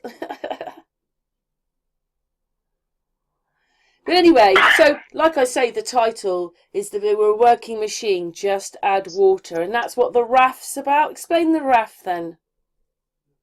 Well, the RAF is resonant ambient frequency. First, so I'm saying at any time you have even a stream of water running down in your backyard. Any point a droplet of water has the potential energy because it's going to go down. That is its frequency, its force. Its force is down. The frequency is more like the temperature it's at. The higher the temperature, the faster it's moving. That, you know, eventually it becomes steam frequency. And then that also applies to the force. That steam will have force, make the blowhole in your coffee pot make noise, will make the top of the lid shake as it's coming out. If you have a pressure cooker, that's a whole nother story. We're keeping that force in there. That force then has to turn into heat because it can't be released as a different form of energy. Everything goes back to that. It's like Tesla headset. And I refer to it as resonant ambient frequency. Of course, I think it's easier for people to visualize. He summed it down into 3 words. I broke it down into 4. You know, kind of like George Carlin said, add more words. It makes it, you know, the more words and syllables you add, makes it easier for people's stomach. I don't know. But anyway, I had to come up with some word. I wanted to be different than other people, so I'm sticking with graph. What's your favourite part about these pyramids, Angel? What's the bit you like talking about the most when you talk about the pyramids? Is it all of it? I assume it at this point, and until it's functioning, I still am going to assume it. But I think the area where they call a boss mark, that's in the antechamber between the what they like to call the Grand Gallery and the King's Chamber, I like to call the condensation room and the combustion room. That little area there. Which pyramid's that in? Which pyramid's that in? It's in the Great Giza Pyramid. That's the only one that has the most fluidity. Everything else is kind of, as far as I see, pretty stagnant. This is the only one that's actually got motion in it. And in there, I think they're going to be working with a Lord Kelvin drop generator. And these are things that are parlor tricks in the science world. But I think these people were utilizing it because you were talking before about how there's burning and scarring within the structure. Yeah. There's burning and scarring in a few places. One of them is within the area I like to call the combustion chamber. And combustion would kind of account for why there's signs of scarring. And again, you wouldn't have that all around burial tombs, would you? That just wouldn't be there. A burial tomb? What's a burial tomb? A grave, whatever you want to call it. We're talking about the pyramids here. Yeah. What I'm saying is, I'm agreeing with you, Angel. You know I do. I know. But I'm saying you wouldn't have those things in a burial tomb, would you? You just wouldn't. They wouldn't be in there. Well, they easily like to cast off some of these by saying, "Oh, they were in there. People were in there for the night, and they needed to have a fire in order to stay warm." Why they wouldn't have suffocated having a fire in an area where the only ventilation shaft is about 8 inches in size, you know, and they wouldn't have been smoked out. I've had a fire where I've got to open the flue, and it smokes out the entire house. You're coughing. You have to go outside for a little while the house airs out. But these guys were inside of this huge chunk of rock, burning fires to stay warm without suffocating. That is your tomb story. And I don't believe it. So, the other area. And then also, those burning bits, how far up the pyramids were they? Well, that's what I'm getting at. The areas where there's scarring of burning are inside the area what I like to call the combustion chamber. Which one's that then? Is that the bottom working one or the one in the middle? It's the one that the majority of places like to refer to as the King's Chamber. So that's got two. That's the first one then. That's the highest one. The top one, yeah. Well, you wouldn't have fires up there, would you? They wouldn't be sitting there burning a fire up there, would they? Because they wanted to keep warm. That's the story. I don't make it up.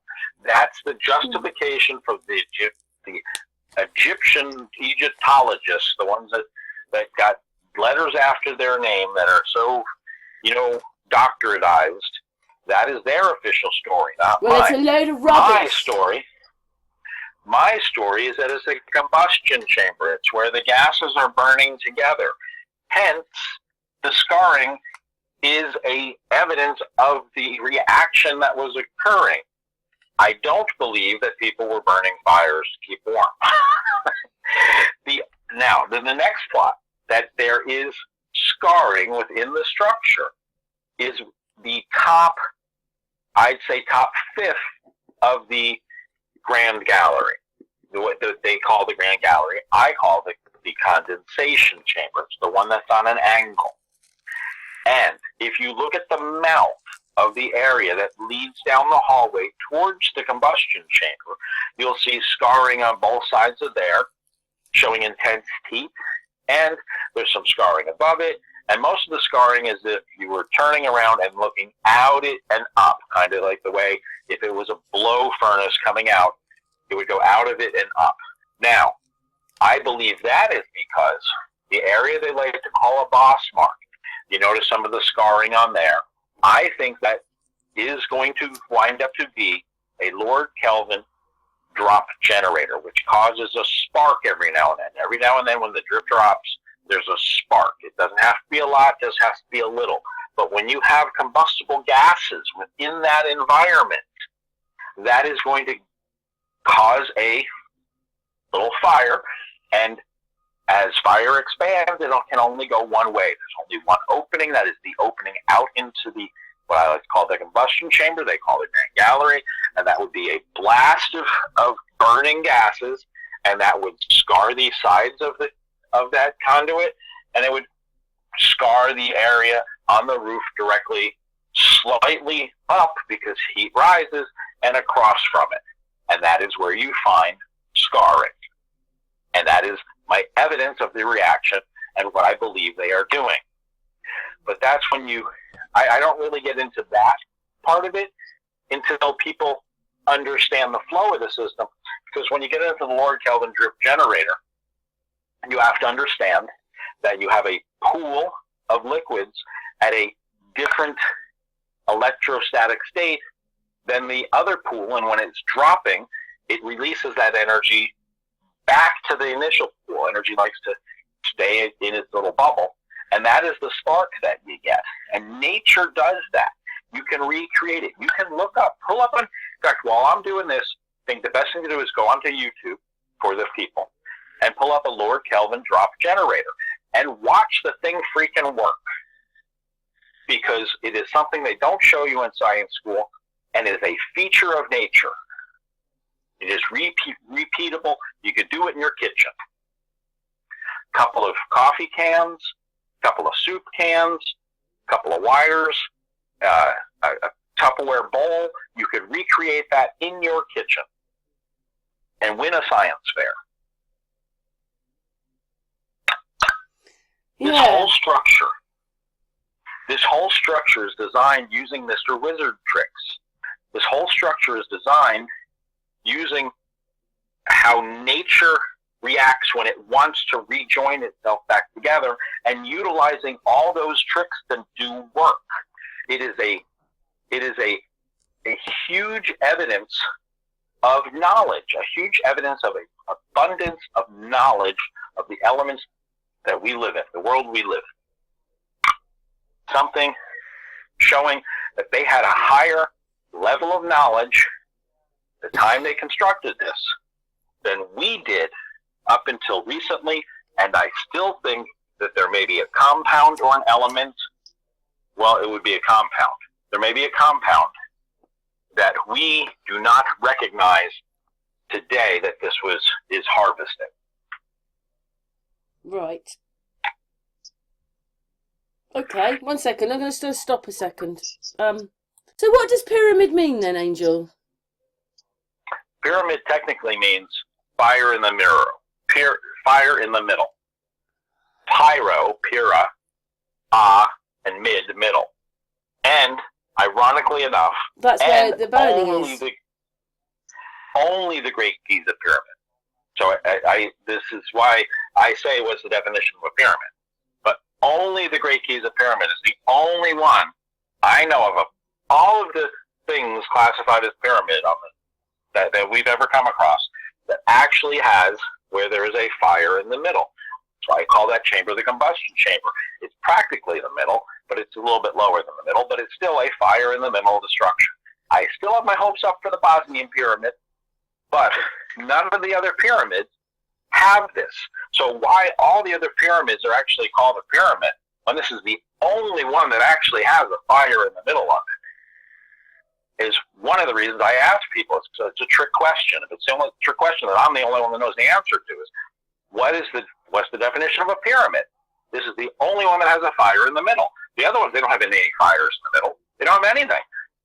Some of them are just condensation. Some are just there because they're part of the communication, the visual communication.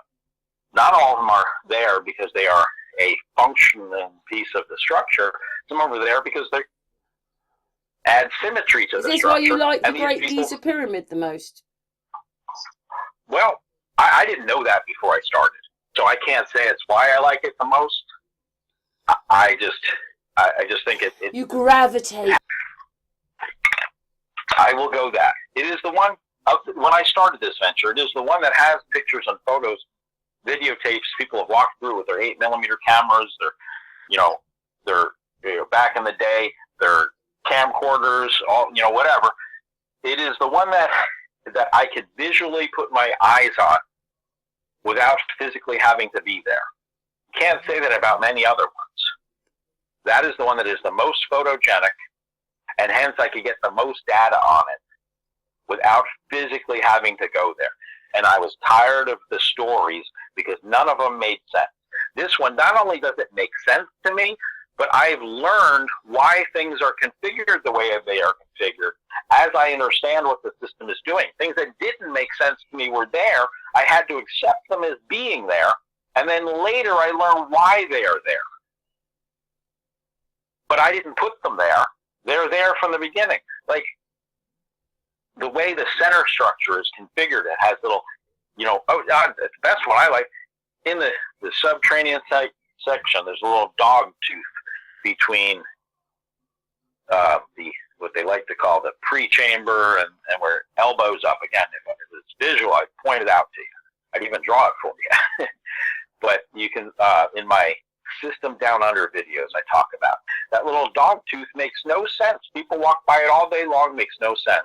But when you understand it was the seed for a bubble of an oxygen bubble. It was that is the seed where oxygen bubble starts and grows, and eventually bubbles out to go up that shaft, and in doing so causes a water hammer, and that water hammer is why John Cadman found evidence of habitation within the subterranean structure, not because of a water hammer pump, but because there's a water hammer when that oxygen bubble comes out and the water comes back down, it causes a water hammer. Now, that's just physical science. I don't have to make it up. But the way it's constructed is why it occurs. I don't have to make it up. I just have to. In fact, I have a video. I have a video where I made a styrofoam model to demonstrate. Now, in hindsight, I needed to make the styrofoam model much larger because it doesn't really, the size of the bubbles compared to the whole system, it doesn't really show you. I needed it to be bigger. But you can still see the flow. You can visually see it. I don't have to make it up. Physical science does it. There's no magical oscillating sonic bubbles. There's no any of that stuff. Other people like to append physical pieces that aren't there, flapper valves that aren't there. I just take into account everything that is there. And as I learn more, those physical things that are there have impressed me more and more and more. The people One second. What I think would be great is the one that I have that shows the bubbles. It's a styrofoam model. I'll get you the name of it in a second. I'll try to find it. And it shows what I'm talking about in the subterranean chamber and the little bubble. I should have had 2 videos. Well, ask me a question, something I can answer. Oh, well, we're looking at the moment at the history for granite. Uh-huh. Is there anything you can say on that? That is a website, a gentleman, again, he is very, very ingrained in the tomb dogma theory, tomb dogma mentality. And just like you were doing before, kind of in jest, he's doing it in reality. It was this, why would a king do this? Why would they do this? He's in his mind, he's questioning that it's really not a tomb, but I don't think it's clicked yet. It's like, well, why is my sister leaving every night at 11 o'clock and not coming home to 3 o'clock in the morning and having lots of singles? You know it, but you can't understand it. It hasn't clicked yet. But either way, he has a lot of great videos. He's done lots of research, pictures. I recommend you watch the stuff with the volume turned down so that you can get put your eyes on things, because when I refer to them, it's great for you to have seen it and say, like, oh, yes, I remember seeing that.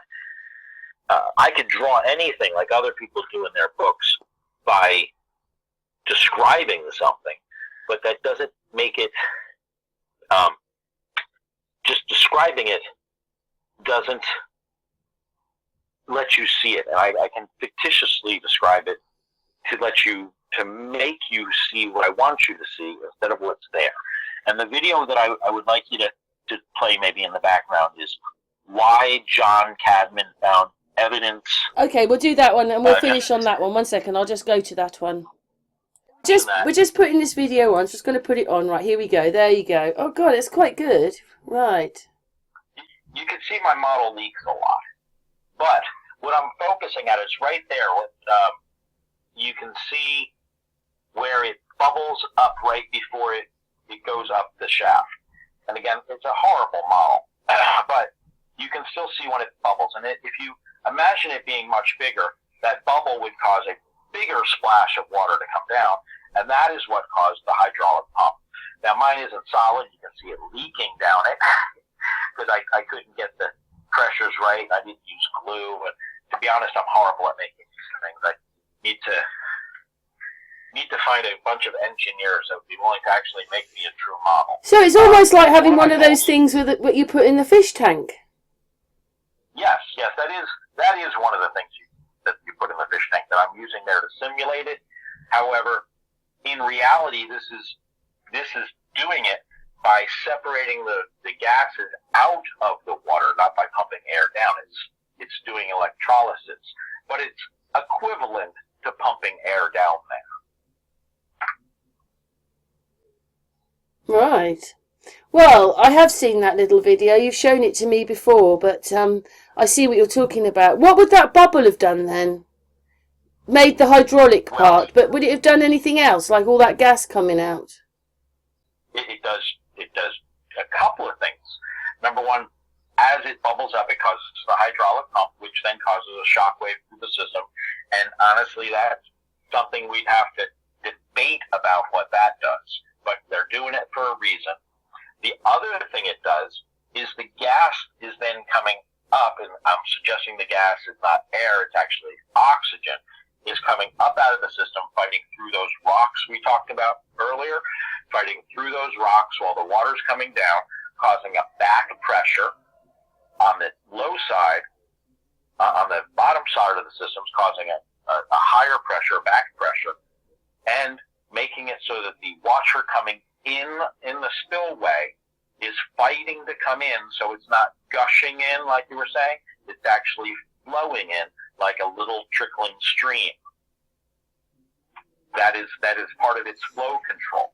Now, the ultimate flow control, its overall thing is air coming out, water coming in to add resistance, but it actually fine-tunes it. And that's what the tubes over to the side that you were looking at in the picture, that fine-tunes it, because they don't want to leave it to actual complete randomness.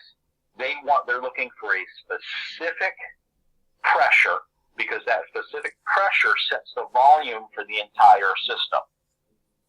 The pressure that they dictate that air is at then sets the elevation of the water on the inside of the system, and they want that to be exact because they're looking for a sweet spot. They're doing something magic in there. It's like if you're looking at a nuclear reactor or something, you see all the fine wiring. They are doing it for a reason. There's a sweet spot. Just like the Haleron colliders. It's like 3 feet in diameter, that tube that they run it through, but they're running one thing right in the center of it at lightning speed, and it has to be dead on right in the center, and it's one particular element. They're racing through there. Sometimes a compound, usually an element. And they need it right in the center, that's the sweet spot. This is designed on such a large level so that their error of margin is greatly increased because of its scale. They instead of having to be like a nanometer, maybe they can be a millimeter off because of the scale. But they're doing something here.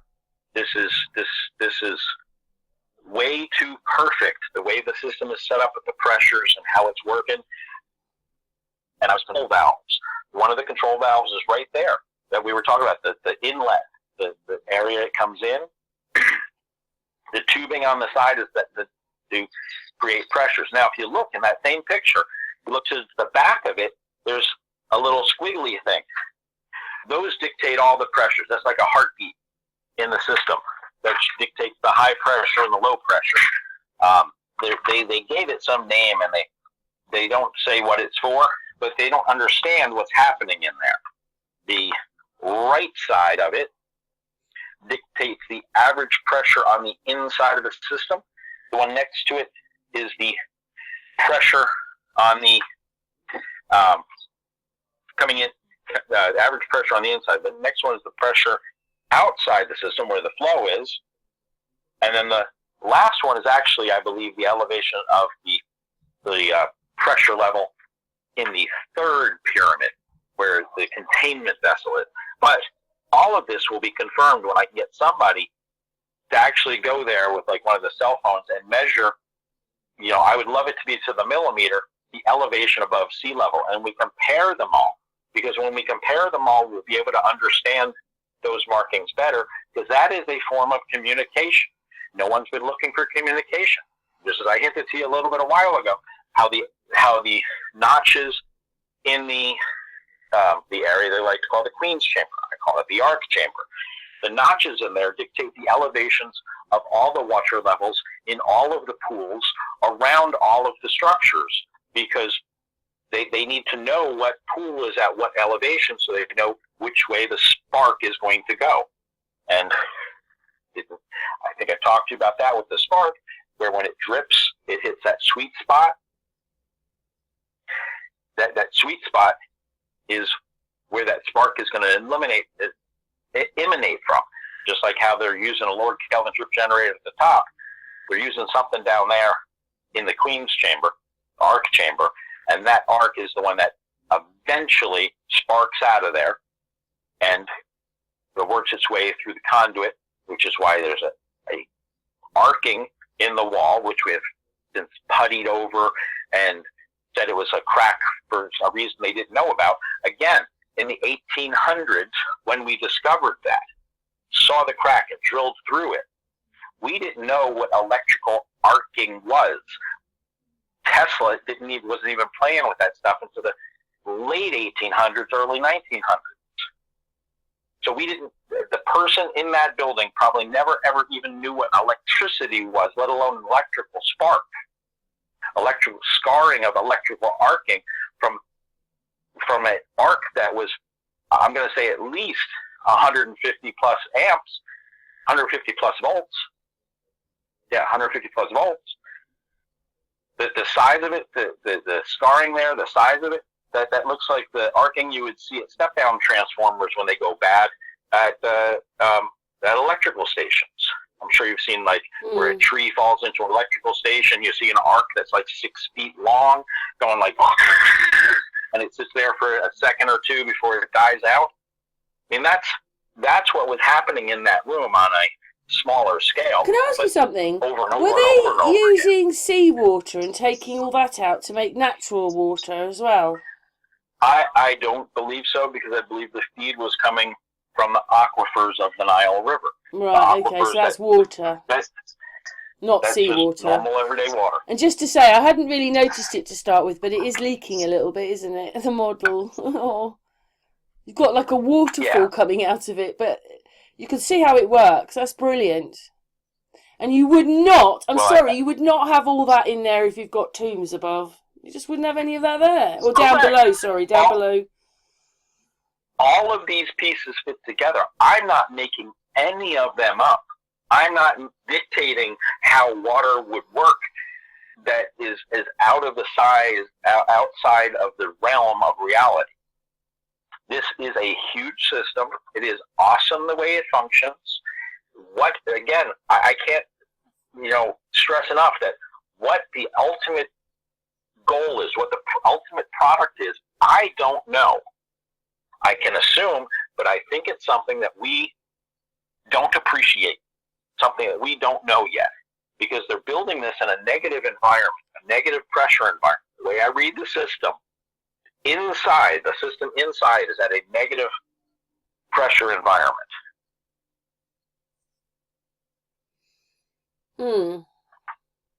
And to be honest, between you and me, I wouldn't be surprised.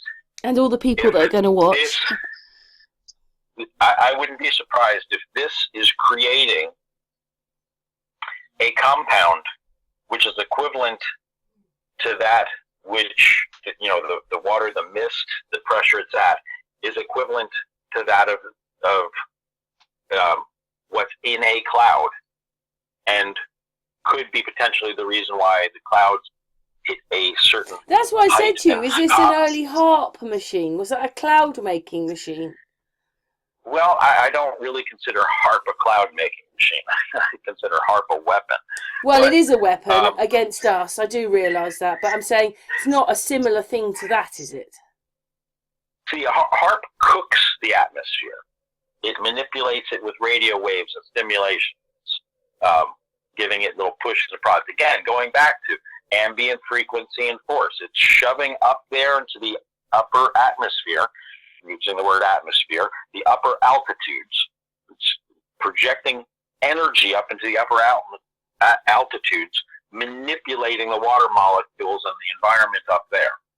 And this is not emitting energy and manipulating things in the upper altitudes. It's utilizing the energy that's in the upper altitudes, but it's not really. I see. This is not a weapon. Well, I don't know. It could be a weapon. They might be making like something that blows up. I don't know. But I think, in my heart, I think they're making something equivalent to that of the cloud, which will float at an elevation of the clouds, and is probably what they use to obtain flight, or Zeppelinism, instead of using, Yes, we've talked about this before.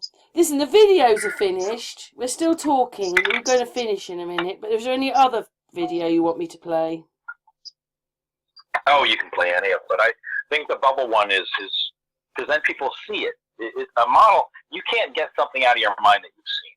I think another good one that would be play is a Lord Kelvin drift generator, so you can see a spark. Hang on that a would second. Be nice. Now. All right, a Lord Kelvin water drop.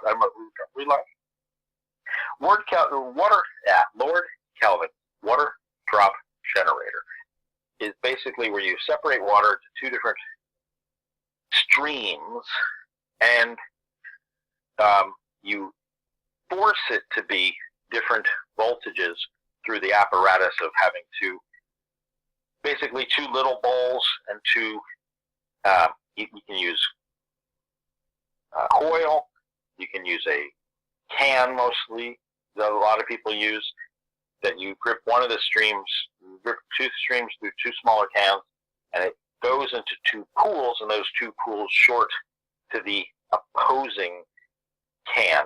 I'm sure you're looking at the video, so you can see what I'm saying. And by doing so, it generates enough electricity that an actual spark will occur. And those sparks are at, I think, 1,100 volts or something like that. It's nothing to shake a stick at. And it's a parlor trick. You put a piece of paper in there, you can probably start a fire, or a piece of lint between the two ends, and you can start a fire. So it does have some functionality. It would generate. And then every time I look at the Hoover Dam, I wonder if it actually is. But that's a whole other story for a different conspiracy day. Right. Well, did you see my video? Well, it wasn't my video. LV mentioned it and said that this waterfall wasn't a waterfall. They had a pipe coming out the top. So we'll never know the real history because most things are lies, aren't they? So.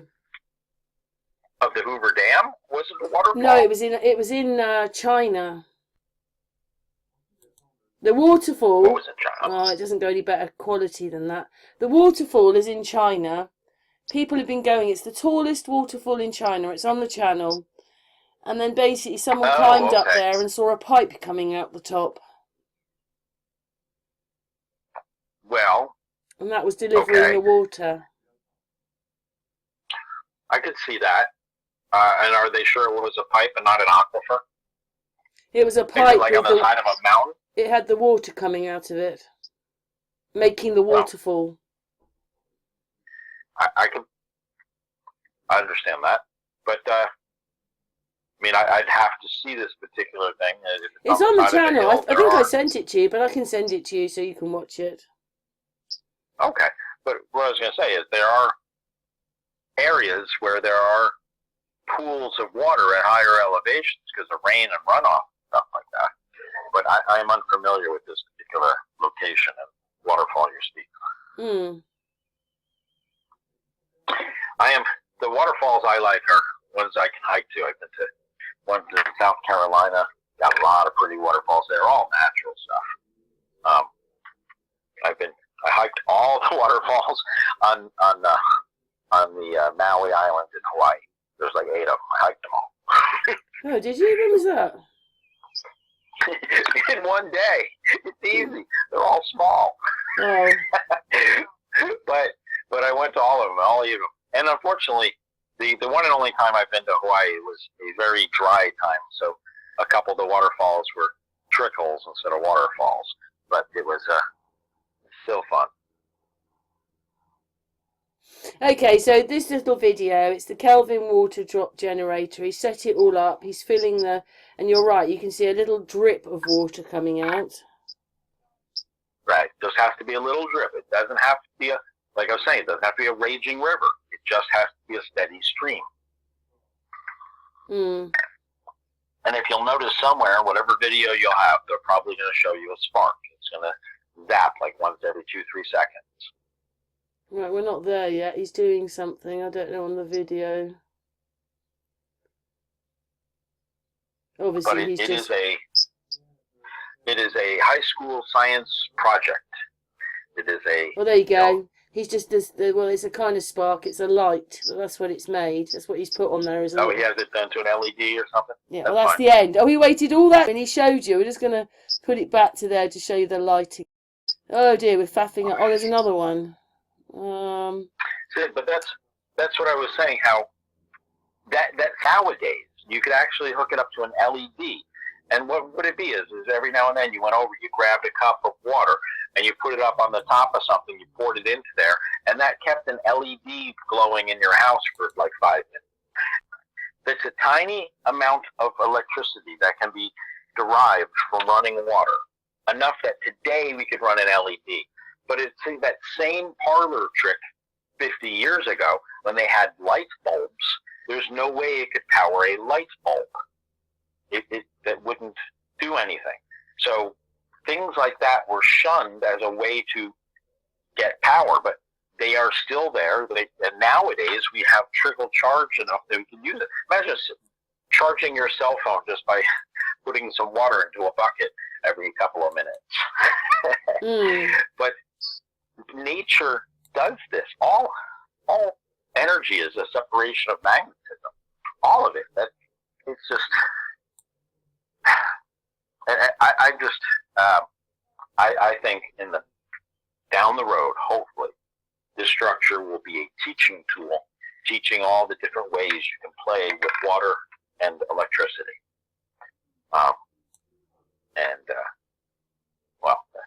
Well, I've really enjoyed this chat today. The next one we're going to do where you're going to be on your whiteboard and be that lecturer.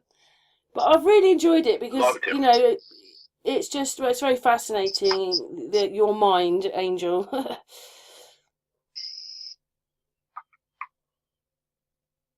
you there? Thank you very much. Oh, that's all right. You were listening. No. Yeah. Well, then you're a genius, Angel. You spend a lot of time over these pyramids, don't you? I just think I'm the boy that's pointing out that this pyramid has no clothes. This pyramid has no tomb. This pyramid has no tomb. That's what I'm going to call my next video. This pyramid has no tomb. Yeah. It's amazing that you've got so into it, though, honestly, because, you know, you kind of live, breathe and die pyramid, don't you? So what diet pyramid? I lost you there. I said that you live, die, breathe pyramid. Oh, live diet. Yes, yes. I think about it in my sleep sometimes. I will wake up thinking of something. I'm in the pyramid. Yeah. Well, should we? Oh, carry on. I was going to say, I do imagine being a droplet of water, and where would I go next, and what would I do? And what's going to happen? You never come back. You're off in the system. There's a movie, Indiana Osmosis Jones, where he's a vitamin pill that goes in and teaches kids how to take their vitamins. Horrible movie, but in it, he's flowing through the body and stuff like that. I kind of want to think about doing a video like that, a cartoon, so kids can.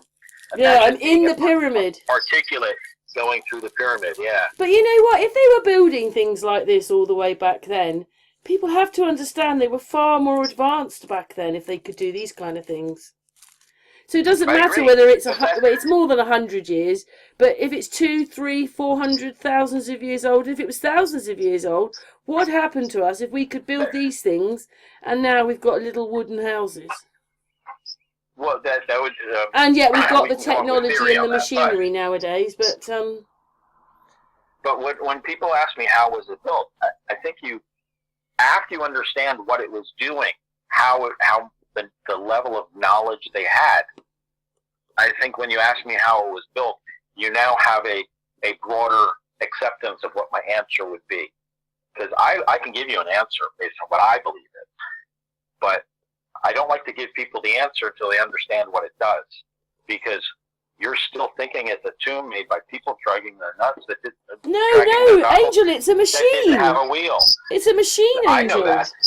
But the majority of people still think it was made by Egyptians without a wheel, using copper tools, and they have their Overton window isn't where I need it to be. Also, the hieroglyphs where I need it to be in order to give them the answer. The hieroglyphs aren't in the pyramids, are they? No, that's right. Mentioned earlier, they go in there looking for hi Bob, this is Akeem. This is my tomb. Have a nice day. Remember my children. Well, shall we stop now, Angel? But obviously you're coming back. Shall we stop now for the hangout? Sure. It's only a pause because you'll be back we'll do another one soon. But thank you very much for all your effort and everything you say, Angel. And hopefully people appreciate it and go to your channel, sub and watch some of your videos. Ask me questions. I want to know that people are actually thinking. What the hell do we ask an intelligent man like you? That means we'd have to be better than you. No. People could ask, well, what would happen here? What's well, I did ask there? you, didn't I? I wondered whether it was not the same as we've got today, but maybe it was some kind of harping facility. When they contact me, have them ask me questions. We don't know if these things... Do you think these things were built for good or bad? Because a lot of people would say, you don't know what these things were. They could have been controlling us with them. All right, let me ask you this question. Is a steel mill built for good or bad? Is a lumber mill built for good or bad? Okay, but you don't know whether this was made to contain us or do something to us. You don't know, do you? But you're not saying it is. You're saying it's separating air and water. It makes two products. One is excavated out of the center pyramid, and I believe that to be heavy water. The other one to be a gas, I'm assuming it's a gas, or a liquid that rides on top of water, because water is its containment vessel. And it is excavated out of the hole, out of the east side of the smaller of the three larger pyramids, what I like to call Building 7. Yeah. Building 1 and Building 2, or Tower 1 and Tower 2, or Pyramid 1, Pyramid the other ones. Hang on, Angel. Of Giza Plateau System, Configuration and Basic System. This was the 27th of March, 2024. But, Oh yes, that was my building of it. I'm very proud of that one. Currently. yeah. You probably count pyramids in your sleep, don't you? I guess you could look at it that way. Yeah. Say that. But obviously, I very much enjoyed this talk, and we will come back, and you can stand there, and we can sort of, well, it'll be live for me while you do all the diagrams. I like that. That'll be good, Angel. Are we still live? Yeah. Shall I finish now then? Yes. Let's go ahead. All right. Thank you very much, my darling.